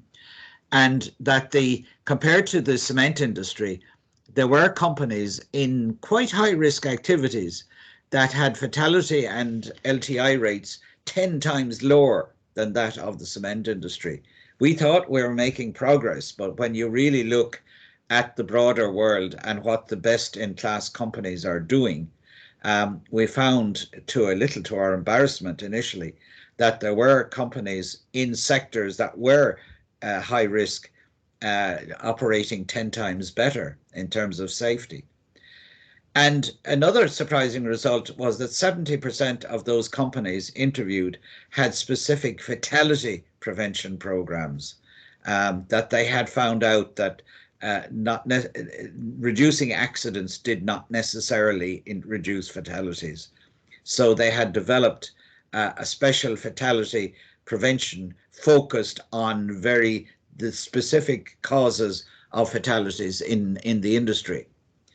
And they had found, as I had mentioned, that reducing accidents did not necessarily lead to fatality reduction, and that the bird pyramid did not work in all cases. Yes, it was going in the right direction, but did not necessarily solve the fatality problem. And several had been very successful in reducing fatalities and had produced dramatic turnarounds in 5 or even maybe 3 years. And that, as a result of that, the cement industry, the big chiefs all got together and said, we can and we will reduce fatalities and accidents by a factor of 10, which was one hell of a big commitment. And out of that survey came 6 key findings as to how fatality prevention could be achieved. And number one actually was the highly visible CEO commitment that we must stop fatalities. We really must do it. And that must be achieved through strong support from employees, contractors, and trade unions. And that is exactly, just last night, Nico, I was watching the video on the Aspasa website, and that's exactly what you were saying, that it all starts from the CEO commitment. And that's just not words. It is really pounding the table. It is saying we are stopping fatalities. Number two was safety training. And that's not just for safety managers. It's from the CEO right down through his senior management, his or her senior management. And it's wrong to think that the safety guys look after safety. No, it has to come right down through the management structure. And number three was that there are safety golden rules, which are the areas, the most frequent causes of fatalities in that sector. Number four, safety management of contractors. As I had shown in the earlier graph, contractors is an area that are very prone to fatalities, unfortunately. A lot of cases because in the past, contractors were brought in, there's the job, go and do it. They were unaware of the risks, the hazards, and they weren't properly checked out beforehand that they were competent on safety as well as everything else. And drivers, number five, because so many accidents and fatalities are caused by vehicles of all kinds, sizes and shapes, is the management of drivers. And then number six was rigorous fatality investigation procedures to really get to the bottom of what was the cause in each case. Some examples of highly visible CEO commitments from the companies in a wide range of sectors. One guy, rather American, you could say, but it says it. I want every employee to understand this. Your CEO never wants you to perform an unsafe act. Your senior management team never wants you to perform an unsafe act. And so on. But that really laying it down, I don't want people hurt. I don't want employees hurt. So that, in that case, in that company, the CEO really laid it out. And that is a model of the commitment of CEO down. Another chairman, took what he called a heavy-handed, good old-fashioned. He really insisted, bang the table. Fatalities must stop. And, accidents must be reduced and eliminated. And, and in all the good companies now in the, call it the building materials sector, performance of management at all levels, part of the key indicators of their success is safety. In the past, it probably would not have been, but now it is very significantly safety, as well as making money and doing all the good things. But safety does feature on the personal, call it bonus of management at all levels. And, another guy said, you must go for what he called the big hitters. In other words, you must focus on the things that are causing the fatalities. So some very good examples, I think, of the CEO commitment. And then there are the golden rules, which in the building materials industry, and, that's quite similar to the mining industry because we have very big quarries. And though it's mostly, in our case, surface mines as opposed to underground mines. But, the big companies now have very specific training modules on working at heights, energy isolation, entry into live areas, working in confined spaces, quarry blasting, concrete pumps, cranes, pressure vessels. Conveyor belts are, sadly, an awful cause of fatalities. People getting caught in drive stations and rollers. Remote working, use of PPE. And, another lesson was new recruits, the guy who just comes into the plant isn't aware. That sadly has led to some fatalities in the past. And the oldies, sometimes we get so sure of ourselves, we think we know it all. Wait a moment. And then the cement industry set up, because of contractors being such an issue, they developed contractor safety guidelines. And, that really was going through the things of contractor pre-qualification, the process of definition and award and checking that they are compliant and know how to work safely. Pre-commencement, telling them all about the risks of entering the site. The monitoring of safety during their performance on site, while of course it is their own responsibility, but it is also the responsibility of the company to check that the contractor is performing safely and that there's proper handover, acceptance, and post-contract review, learning from the process of the contractor on site, and in many cases pre-qualifying them through that process for subsequent work with the company. Driving was the other big area of initiative right throughout the industry, and we set up a safety guidelines which are available. I can readily share them with everybody, and they're the things that the drivers themselves had to be up to speed on: alertness, drugs, alcohol, seatbelts, passengers, loads, respecting road rules, mobile phones, high visibility drivers and vehicles, and so on. And then the managers, in terms of the driver qualification, selection, training, vehicle selection, vehicle maintenance, servicing, pre-start checks, daily recording, and so on. And that again has led to a huge rollout right across the industry, and was particularly challenging in some developing regions where the attitude towards driving, unfortunately, is of a different nature in some places. But great results have been achieved and great turnarounds have occurred. And the other part was learning how to do complete root cause investigation, and really get to the bottom of why was the driver, why did it happen? Was he overstressed over too long hours, or insufficiently trained, or whatever?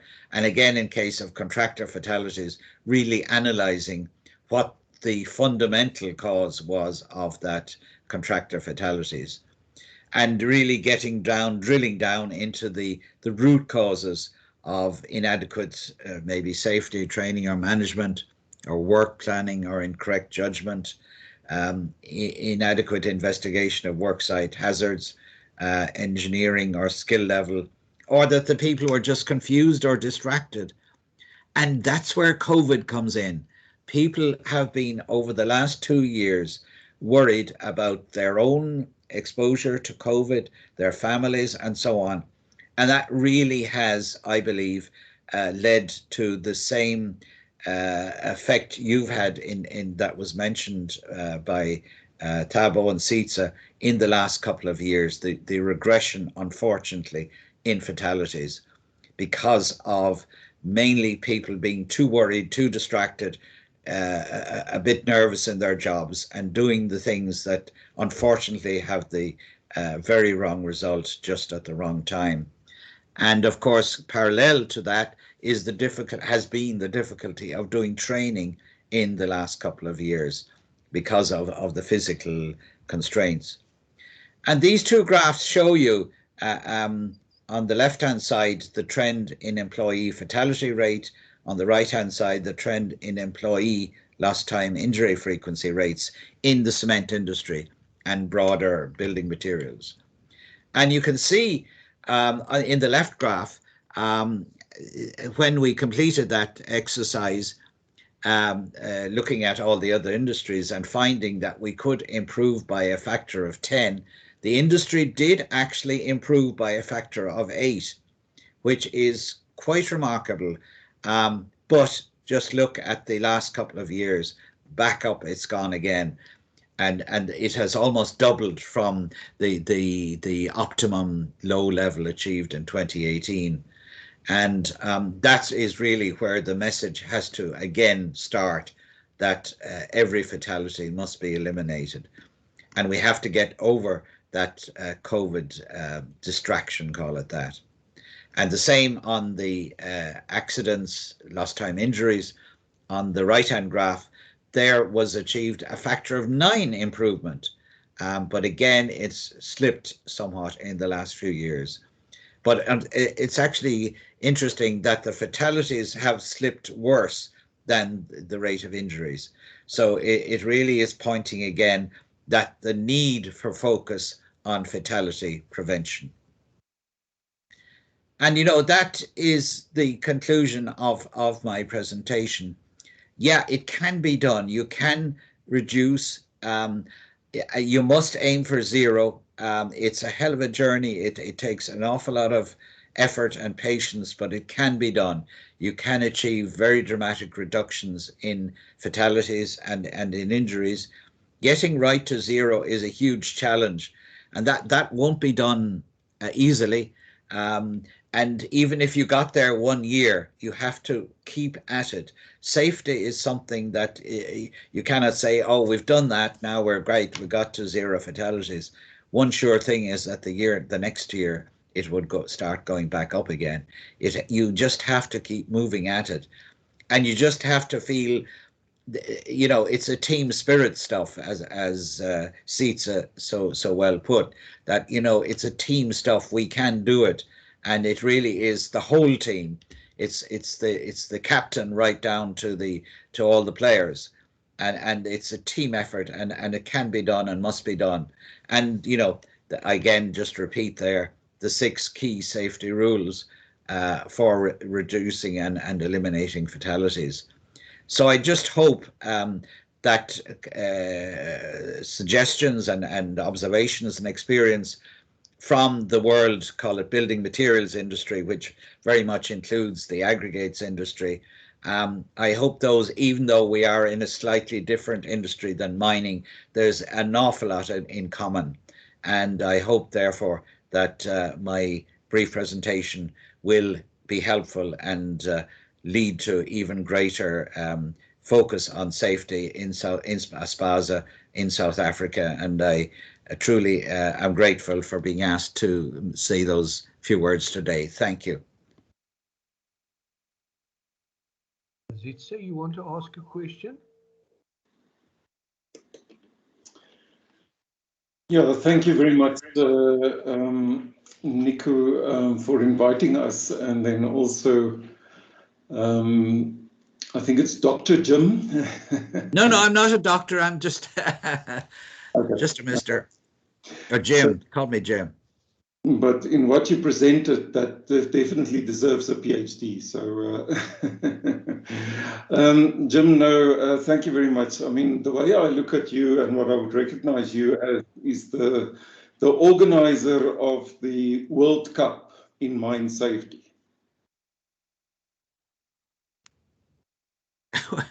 Well, yeah, I mean, that was the purpose of the common initiative, which was then under the Cement Sustainability Initiative. Now it's moved into a Global Cement and Concrete Association. But, you know, the industry really got together and said, yeah, we must do something about this, and we will do something about this. You know, and GAIN is very much focused on the specific sector of aggregates, and it's very much a voluntary coalitions. And yes, we are, if you like, organizing the World Cup in best practice in all aspects of aggregates. No, fantastic, and so nice to meet you. And I think there's so much that we can, you know, learn from each other, you know, both ways. So I just want to make 2 observations that I think are important for the Aspasa members. The first issue is this on the bird triangle. You will never, ever see the bird triangle in any of our documentation. It was a very useful, you know, approach at a time, but we have exactly the same experience than you have. You know, excellent injury performing companies, and then all of a sudden a fatality. And I think, Nico, for you and Aspasa, this is something that you know, need to be very aware of, is that you know, when one has had a long spell of fatal free, there's a new risk that emerges, and that is that, you know, there's the complacency, which is a perfectly human thing or a normal human thing to happen. But there's a level of complacency sets in, and, you know, you don't focus on the big things, and all of a sudden you get the surprise. So I think just that alertness that comes out of that message, Jim, was very important. You know, for world champions, it's a red flag for the current world champion holders.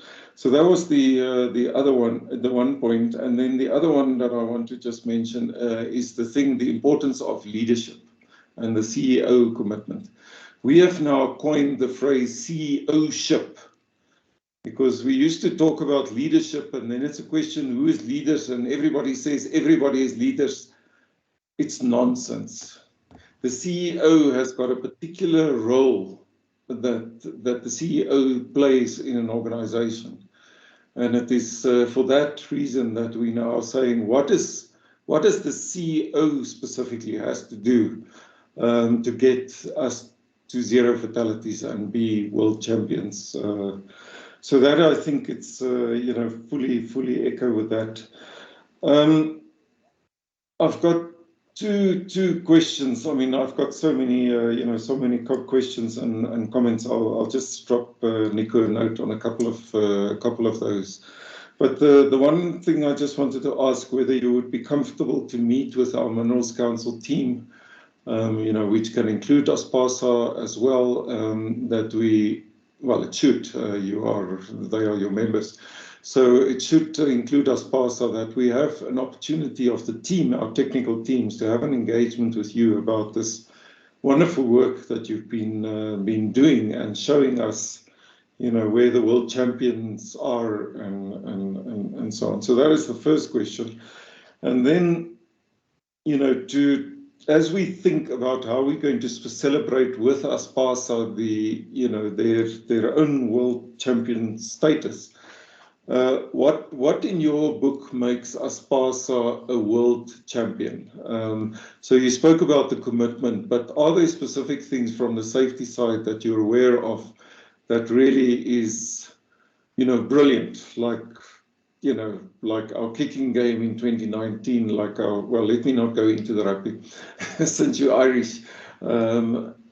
So Jim, just those two things. One, whether our team can meet with you, and then the second one of, you know, why do you say Aspasa so committed? You recognize them for that. What makes them world champs? Thank you. Thank you. Yeah, of course. I and indeed others appropriate would be very happy to meet with you guys.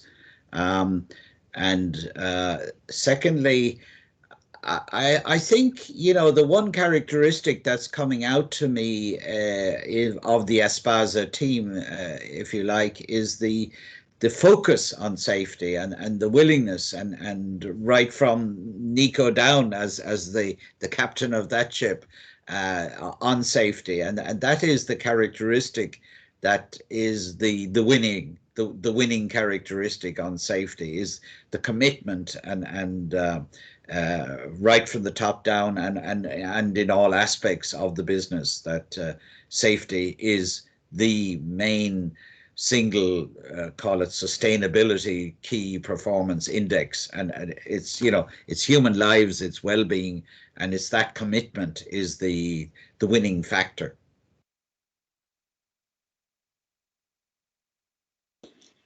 Thank you very much. Very interesting. Thank you. Thank you, Zitza. Thank you, Jim. Jim, thanks for your presentation. I think we got a whole lot of stuff in it that we're going to add on to our work. There's a lot of material in this, and that's why I asked you. You're such a champion. The one thing that we found, and my chairman and myself went to see some cement company CEOs last week. I was in that horrible place called Gauteng. I'm only joking. We were there and we said, why ain't the cement quarries, as we call them, also part of us? So we can also do the health and safety and the environmental.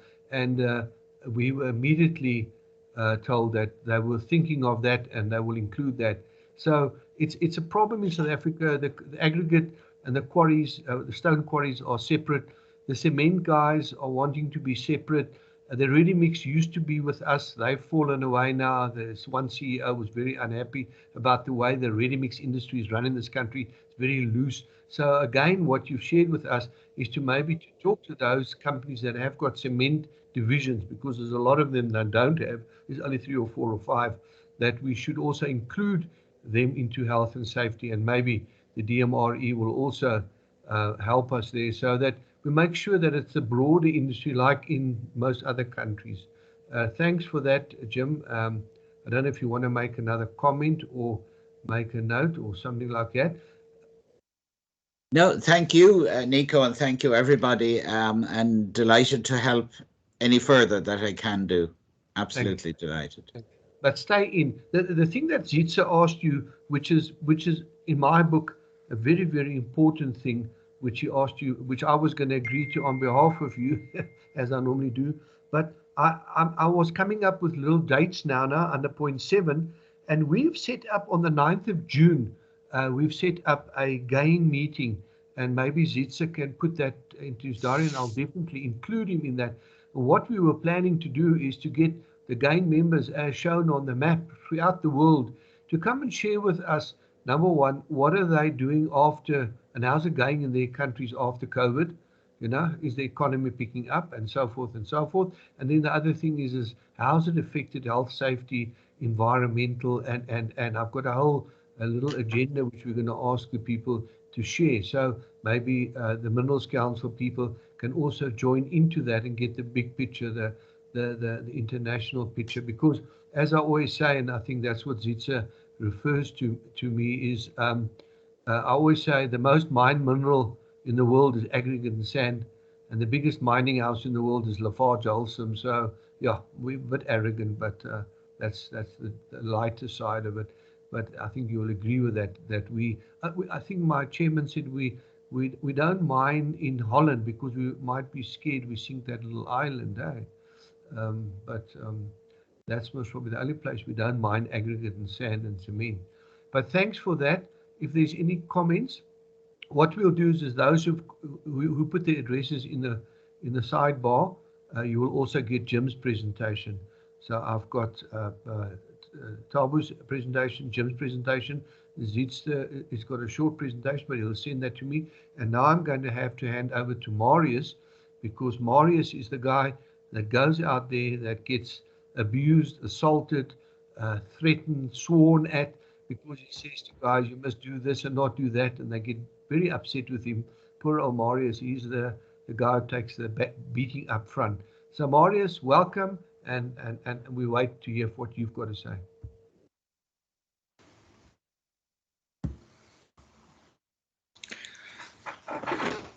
Thank you, Nico. Yeah, thanks for the invite again to do this presentation. Nico, can you confirm that you can see my presentation there? I can see you, I can hear you, and I can see your curtains, yes. Not the presentation. That I can also see. I can see that. Okay.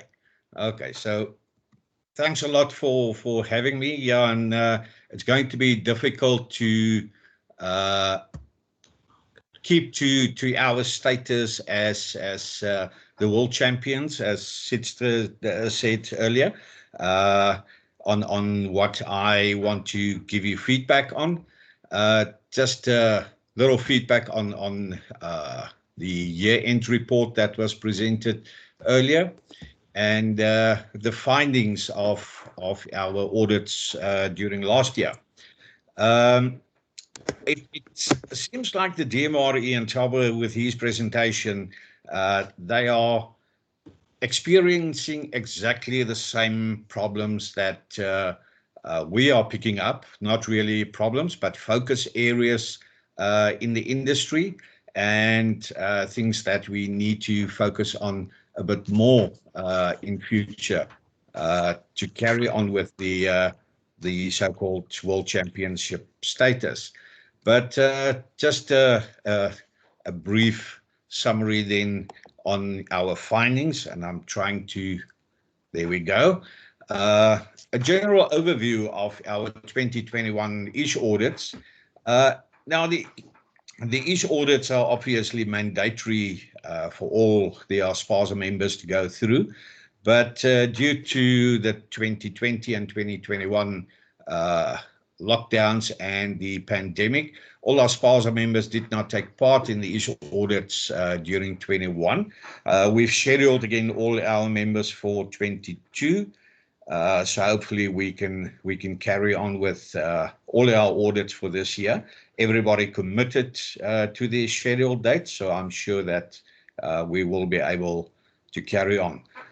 During 21, obviously we saw still a very high level of commitment and compliance to requirements.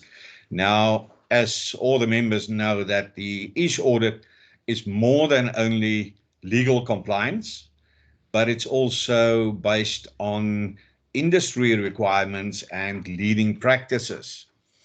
And that is also some of the issues that the previous speakers has referred on to get us to a position where we've got a very good level of compliance with our ish audits. Unfortunately, financial constraints limited the development and implementation of new practices and processes. It was felt like majority of the members maintained and sustained their systems and not really looking at further development because of financial constraints. Health and safety systems were rather maintained, as I said, rather than looking at new challenges and new processes to be implemented. COVID fatigue obviously played a role on mental and physical challenges. We have found that a lot of incidents, accidents occurred because of COVID fatigue. Now, talking about COVID fatigue, it's more like not concentrating on the job at hand and not looking or concentrating, as I said, on what needs to be done. Now, during 2021, we only did 69 audits for the full year, which was a bit more than 2020. Now, 2020, which was a bad year for our audit, we only did 48 audits. But in the year before that, we had 94 audits. So during a normal, if I say normal year, it's without the pandemic, we do audits of around 100 sites or 100 members for the year. Unfortunately, last year we saw that our average score dropped by 0.25%, but still at a very high average score of 89.19%, with the highest score of 97.63 and the lowest score of 70.41%. Now, just to break down on the achievements, we had 9 operations that scored 95% plus. Now, as Nico always liked to say, those are the guys that can almost walk on water. Now, obviously, a score of 95% plus doesn't safeguard you from having an accident. And as Sitster said earlier, to be very careful of complacency. 33 operations scored between 90 and 95, and 19 operations between 80 and 90%, which is excellent. Now, the members will remember that previously always on some operations that only achieved a 50% or 60%. Now, as you can see there, nobody in the bottom section. So we've achieved a lot there to support these guys and to add value to uplift their scoring on our audit system as well. Just a breakdown on the sections that we are auditing.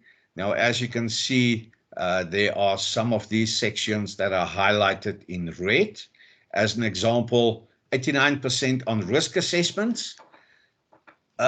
We would have liked to think that we identify all risks in our operations, but our audits throughout the year shows that not even 90% of our risks are identified and assessed to put control measures in place.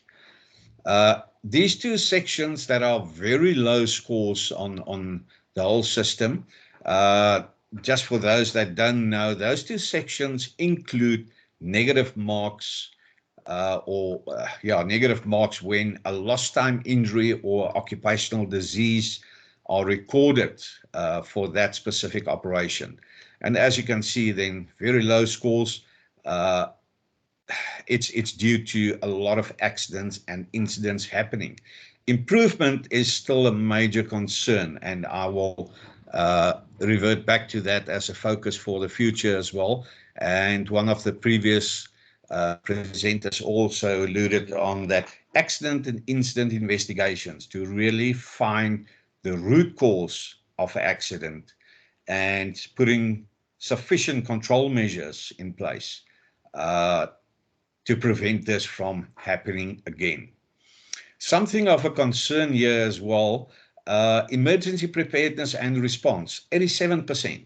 Now, part of that is obviously doing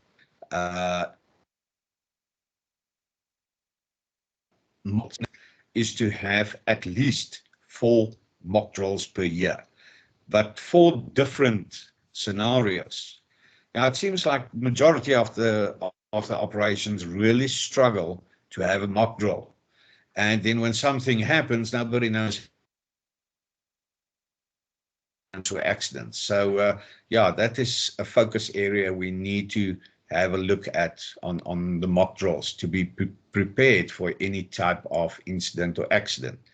Internal audits, something of a concern there. It shows a high score of 94%. So every operation has got the system in place of pre-inspection, daily, weekly, quarterly, monthly inspections, and even internal audits.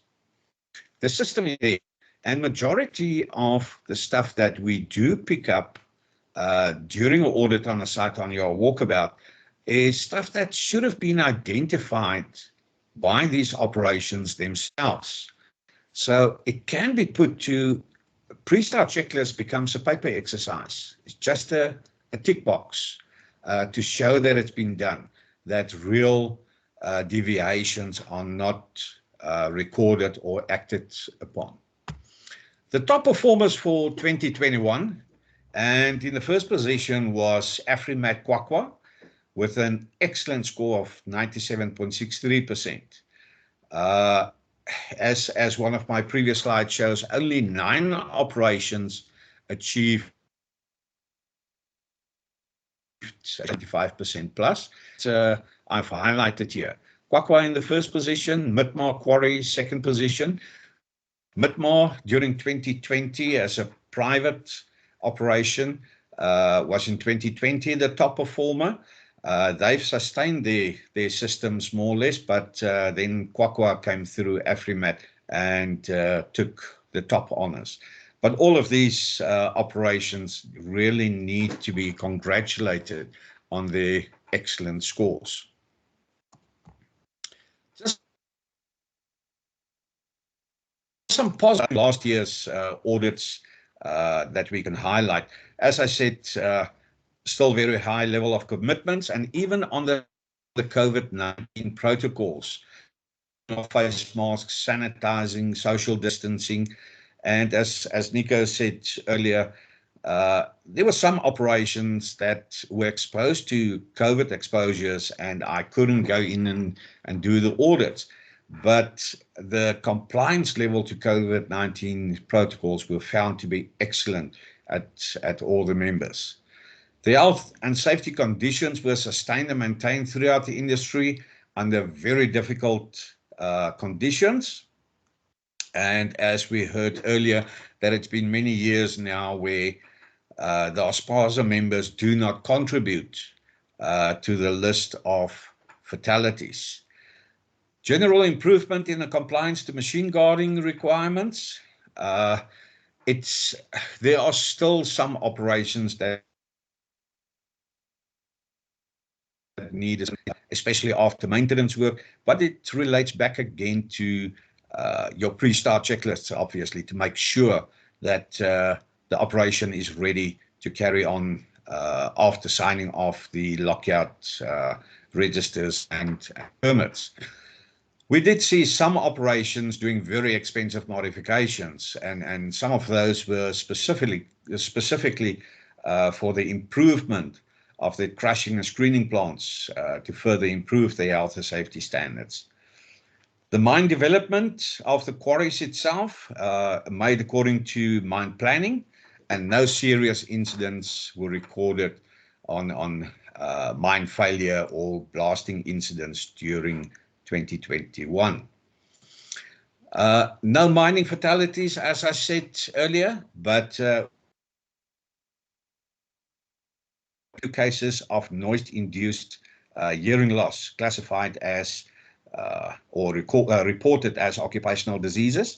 During the audits, these cases were not yet fully investigated, so the classifications were not yet completed. So unfortunately, we've seen noise-induced hearing loss cases of the Aspasa members. Employees are better informed about requirements and knowledge on safe work conditions. We saw earlier on one of the presentations as well that people do not understand, or managers do not know, the Mine Health and Safety Act or their legal liabilities.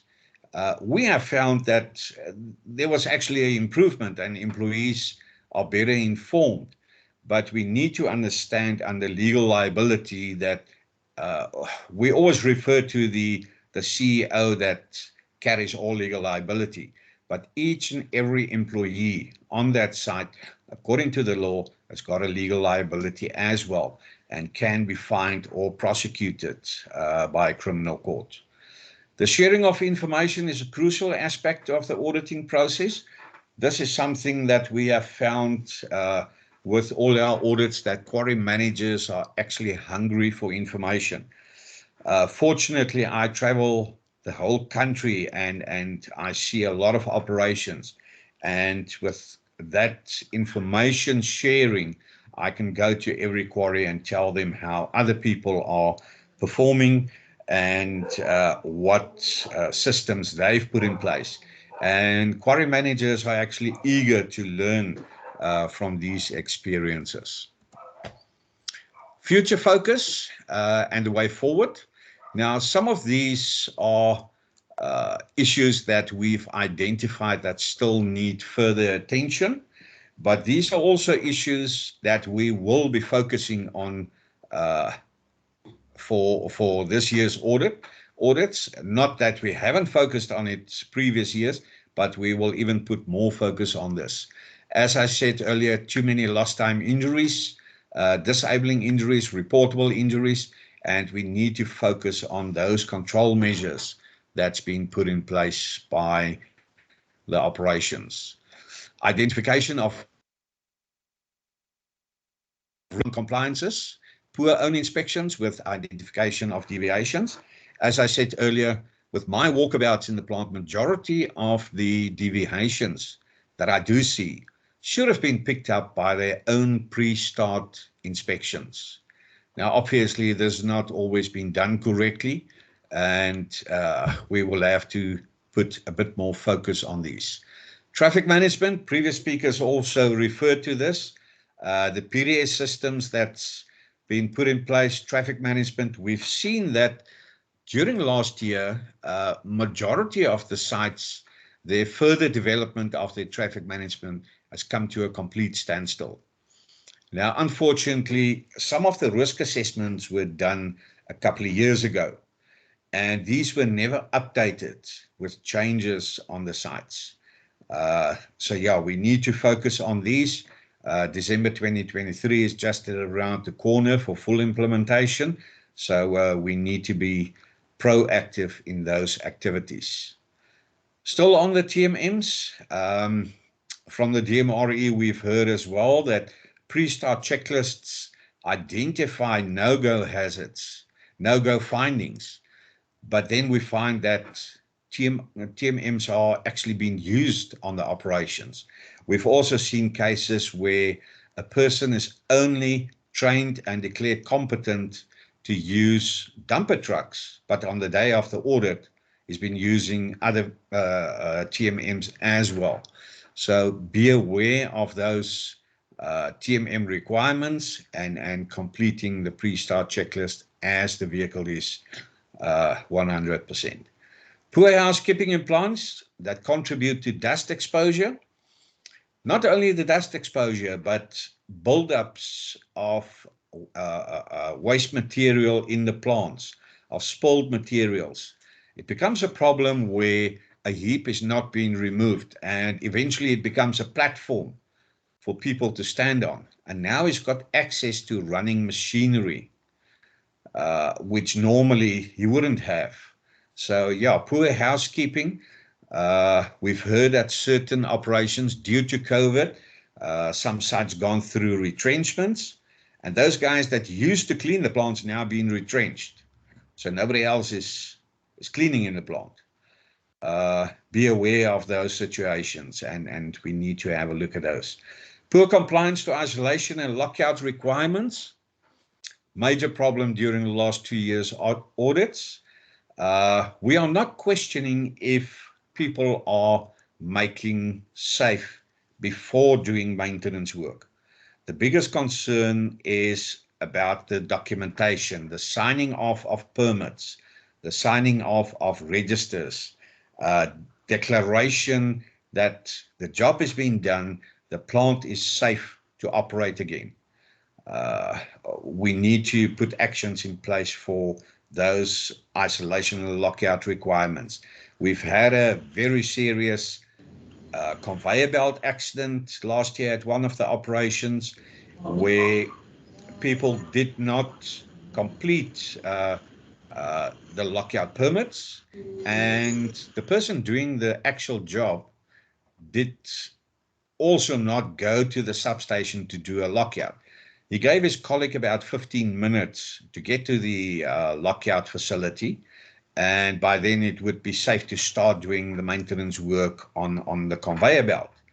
Now, unfortunately, his colleague got stuck on his way to the substation, chatting to other people and running out of time. So beyond 15 minutes, this guy started with his maintenance work, and yeah, he was seriously injured on the conveyor belt due to that. Poor accident incident investigations. Closing the loop on investigations, and hand in hand with the next point there, PTOs, planned task observations. Investigations need to be focused on to share information as well on control measures, really finding the root causes of accidents, not to try and find the culprit for the accident, but putting control measures in place to prevent this from happening again. Compliance to the guidelines on women in mining, HIV and TB, dispensing on condoms, etc., other directives. We've heard previously as well, DMRE also finds that as a shortcoming in mining in general. At some of our operations, this is also a concern, and we will focus a bit more on those issues. Near-miss reporting and recording of Section 23 refusals. We've heard at some operations that refusal, Section 23 refusal, that they've done their code of practice. So what more do they need to do? We've heard excuses that people don't report dangerous occurrences. But I'm sure that we can put a bit more emphasis on that. Also, near-miss reporting. Near-miss reporting is always a difficult one because employees might see this as a negative, and it's actually there to prevent the real accident from happening. Contractor management. Brian also, Jim also spoke about contractor management. Sorry, Jim. Contractor management being a difficult one. Now, service providers in the industry are trusted to deliver professional assistance services advice, training, and knowledge. But in some cases, we've seen that these guys still need our assistance to deliver those professional assistance. Training programs, a comment that I heard from some of our industry members is that certification being issued by training providers, in some cases actually not even worth the paper it's written on, which is alarming. They do go for MQA training. The training is MQA accredited, but coming back to the site, these employees that went for training, they cannot put their new knowledge to practice. They've been declared competent in certain areas, but the adding value is not there. We've also heard complaints that MQA accredited service providers, they are fast tracking some of these training issues where accredited training is for, let's say, 10 days or 5 days duration for the training, but then it's been done within 2 or 3 days and people are declared competent. So yes, on training issues, we need to focus on these, and those guys taking the shortcuts as training providers needs to be highlighted and not to be used in the industry. Just a couple of pictures that I've added to the presentation, just to show what some of our operations look like. This is a quarry in the Gauteng area that's been developed. You can see there's a lot of activity going on at this operation and busy loading at certain benches. Pedestrian walkways, segregation between moving machinery and our walkways, and people sticking to these walkways.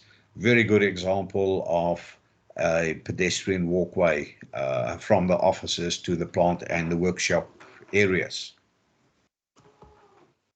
The next one is a lookout point at a quarry, a newly established lookout point. Gives you an overall view of the entire quarry pit. Very nice facility that they've put together there. A toolbox. Yeah, everybody knows one of my pet topics is looking at tools and spanners. And here's an excellent example of a toolbox. And Nico, just referring back to you, it's maybe because there's a Toyota badge on the door of this toolbox that it looks so good.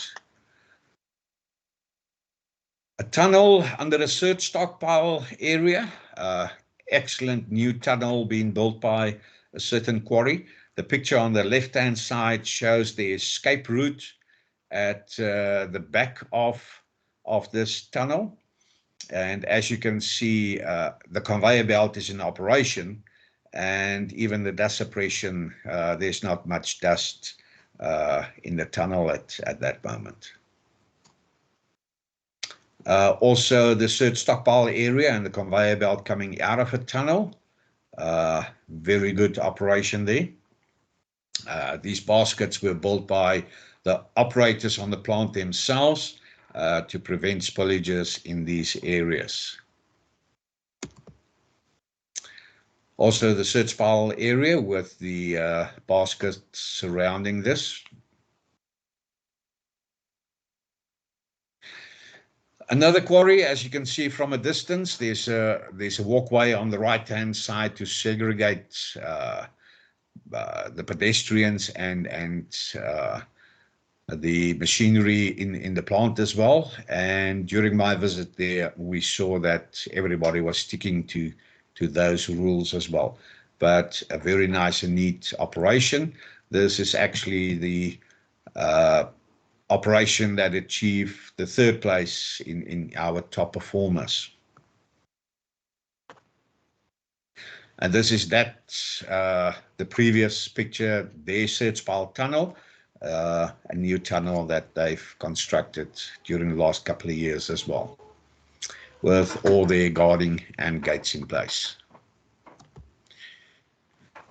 Another very nice quarry, as you can see the development of the benches there, nice and neat, clean, sticking to their mining plan.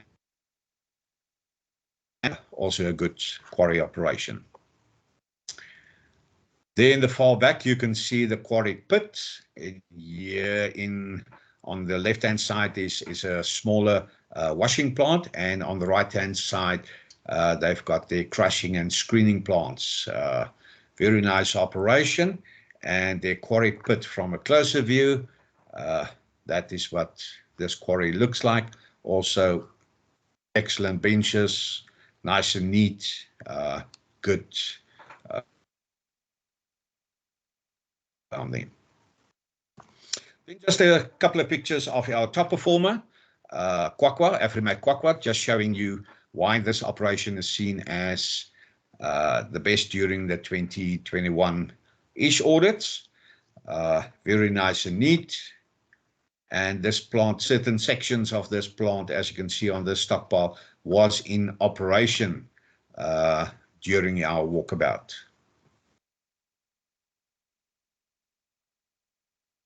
Also nice and neat, and there's a aerial view of this operation. Very nice. Thank you, Nico.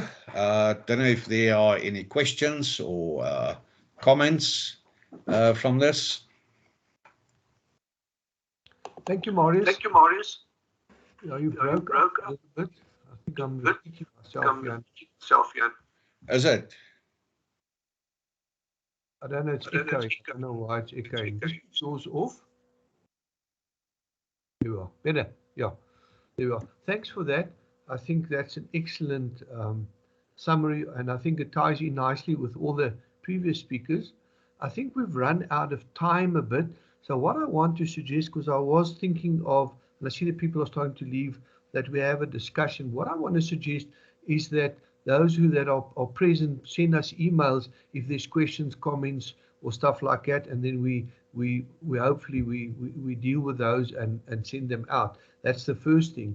The second thing is that again, just Marius will send his presentation. The only problem with Marius' presentation is got very nice pictures, so that might take up a bit of the ability, but we'll share it separately with maybe with Annika.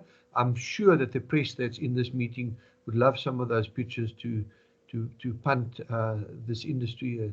You know, people are always saying at the Minerals Council, Zitsa will remember it. The one guy said, "Oh, they're not in gardening, they're in mining." He referred to me as a gardener. But maybe if I can show these pictures, they can see we're not into gardening. And I think that's great. Just before Marius, sorry, but I think we've run out of the 2 hours now, which is not bad. But I think just the dates. I just want to say that on the 13th of April we're having the Health and Safety Awards, and I also would like to make that a bit of a session and get some mileage out of that. And then the other thing is that we're having is a CEO workshop where we're bringing in the top guys, and I think what Jim has explained to us, that it starts at the top, and maybe Jim will have to come and talk again there to tell the CEOs that, you know, it's the end of the day, it's yours. And then the GAIN meeting is the one I said to Zitsa that we're planning for the 9th of June, where we're going to try and see how many speakers we can get from countries all over the world, and of course with Jim giving us an introduction, so that we can just say that there's a whole lot of stuff that we can learn from the other countries. One is health and safety, but there's environmental. What have they done after COVID? How's it affected them? What are some of the stuff they've learned? So forth and so forth. So we'll give everybody, 10 or 7 or 9 minutes to give us their story. So those are important dates. They will be circulated, but if you don't get them, ask Annika at office at aspasa.co.za, and then please let us have the questions, comments, or whatever. You've all got our email addresses by now. And I think then the next meeting will be on the 11th of October 2022. That's our next health and safety meeting. And after today, I'm going to most probably carry on with this thing. And maybe Zitsa can come and tell us about the the leadership and the champions. I will most probably also want to say something, what I've learned from the All Blacks book. Having the badge on your shoulder makes you All Black and a Springbok, and you should be proud of it. So we would love to expand this thing and not have this you're going to get into trouble story. As we say in Afrikaans, Jim, that means the what an animal scares the child, or the whatever dragon scares the child. We don't want to do that. Otherwise, we're not achieving it. The other thing is just to end off that when we do these audits, it's actually the wrong name. Audit is a negative name in the world of our lives, but actually it's a legal compliance, assistance, training, and all of that. And what Marius didn't say, which I must say, is that we've got a legal compliance training course, which we do, and it's not a second class one. It's a very good one. And you must remember, when Marius presents his training courses, he shares pictures of what's wrong. He's not going to share it on this open platform. So yeah, I think that's we need to work together. Thanks a lot, and thanks for our speakers.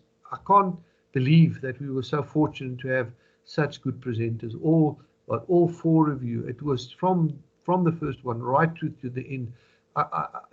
Wow. In 2 hours, we've done what other organizations we will probably do in 2 days. We've just hit the nail on the head. And you guys are excellent.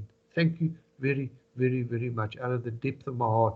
And I'm feeling so proud of the support we get and all the work we're doing. So in future, in the next few weeks, I'm having a training meeting where we're going to share some of the training that some of people have got, which we can all purchase, rent, or get on health and safety. So, and then of course, Marius' course is available if you want to do it for your workers, so forth. Then also this video, once you can take it off YouTube, you can lift it from YouTube or use it. Please use it in meetings that you have with managers and staff. I mean, these are all relevant subject matters. So you could use it. That's why we're putting it on YouTube, so you can share it and then show staff and maybe have discussions internally to say, hey, what can we do? What can't we do? Always remember, the workers must probably know better than the managers what's wrong and what's not wrong. I found that out when I was in a company. Thank you very, very much. Send me any comments, any questions, and I'll send it to the presenters. We're going to try and see if we can get the presenters' presentations out soon. And I don't want to keep you any longer because I think you're all hungry and want to go and have something to bite. Thank you very, very, very much. Thanks. Thank you. Bye-bye. Thanks, Nico. Bye-bye.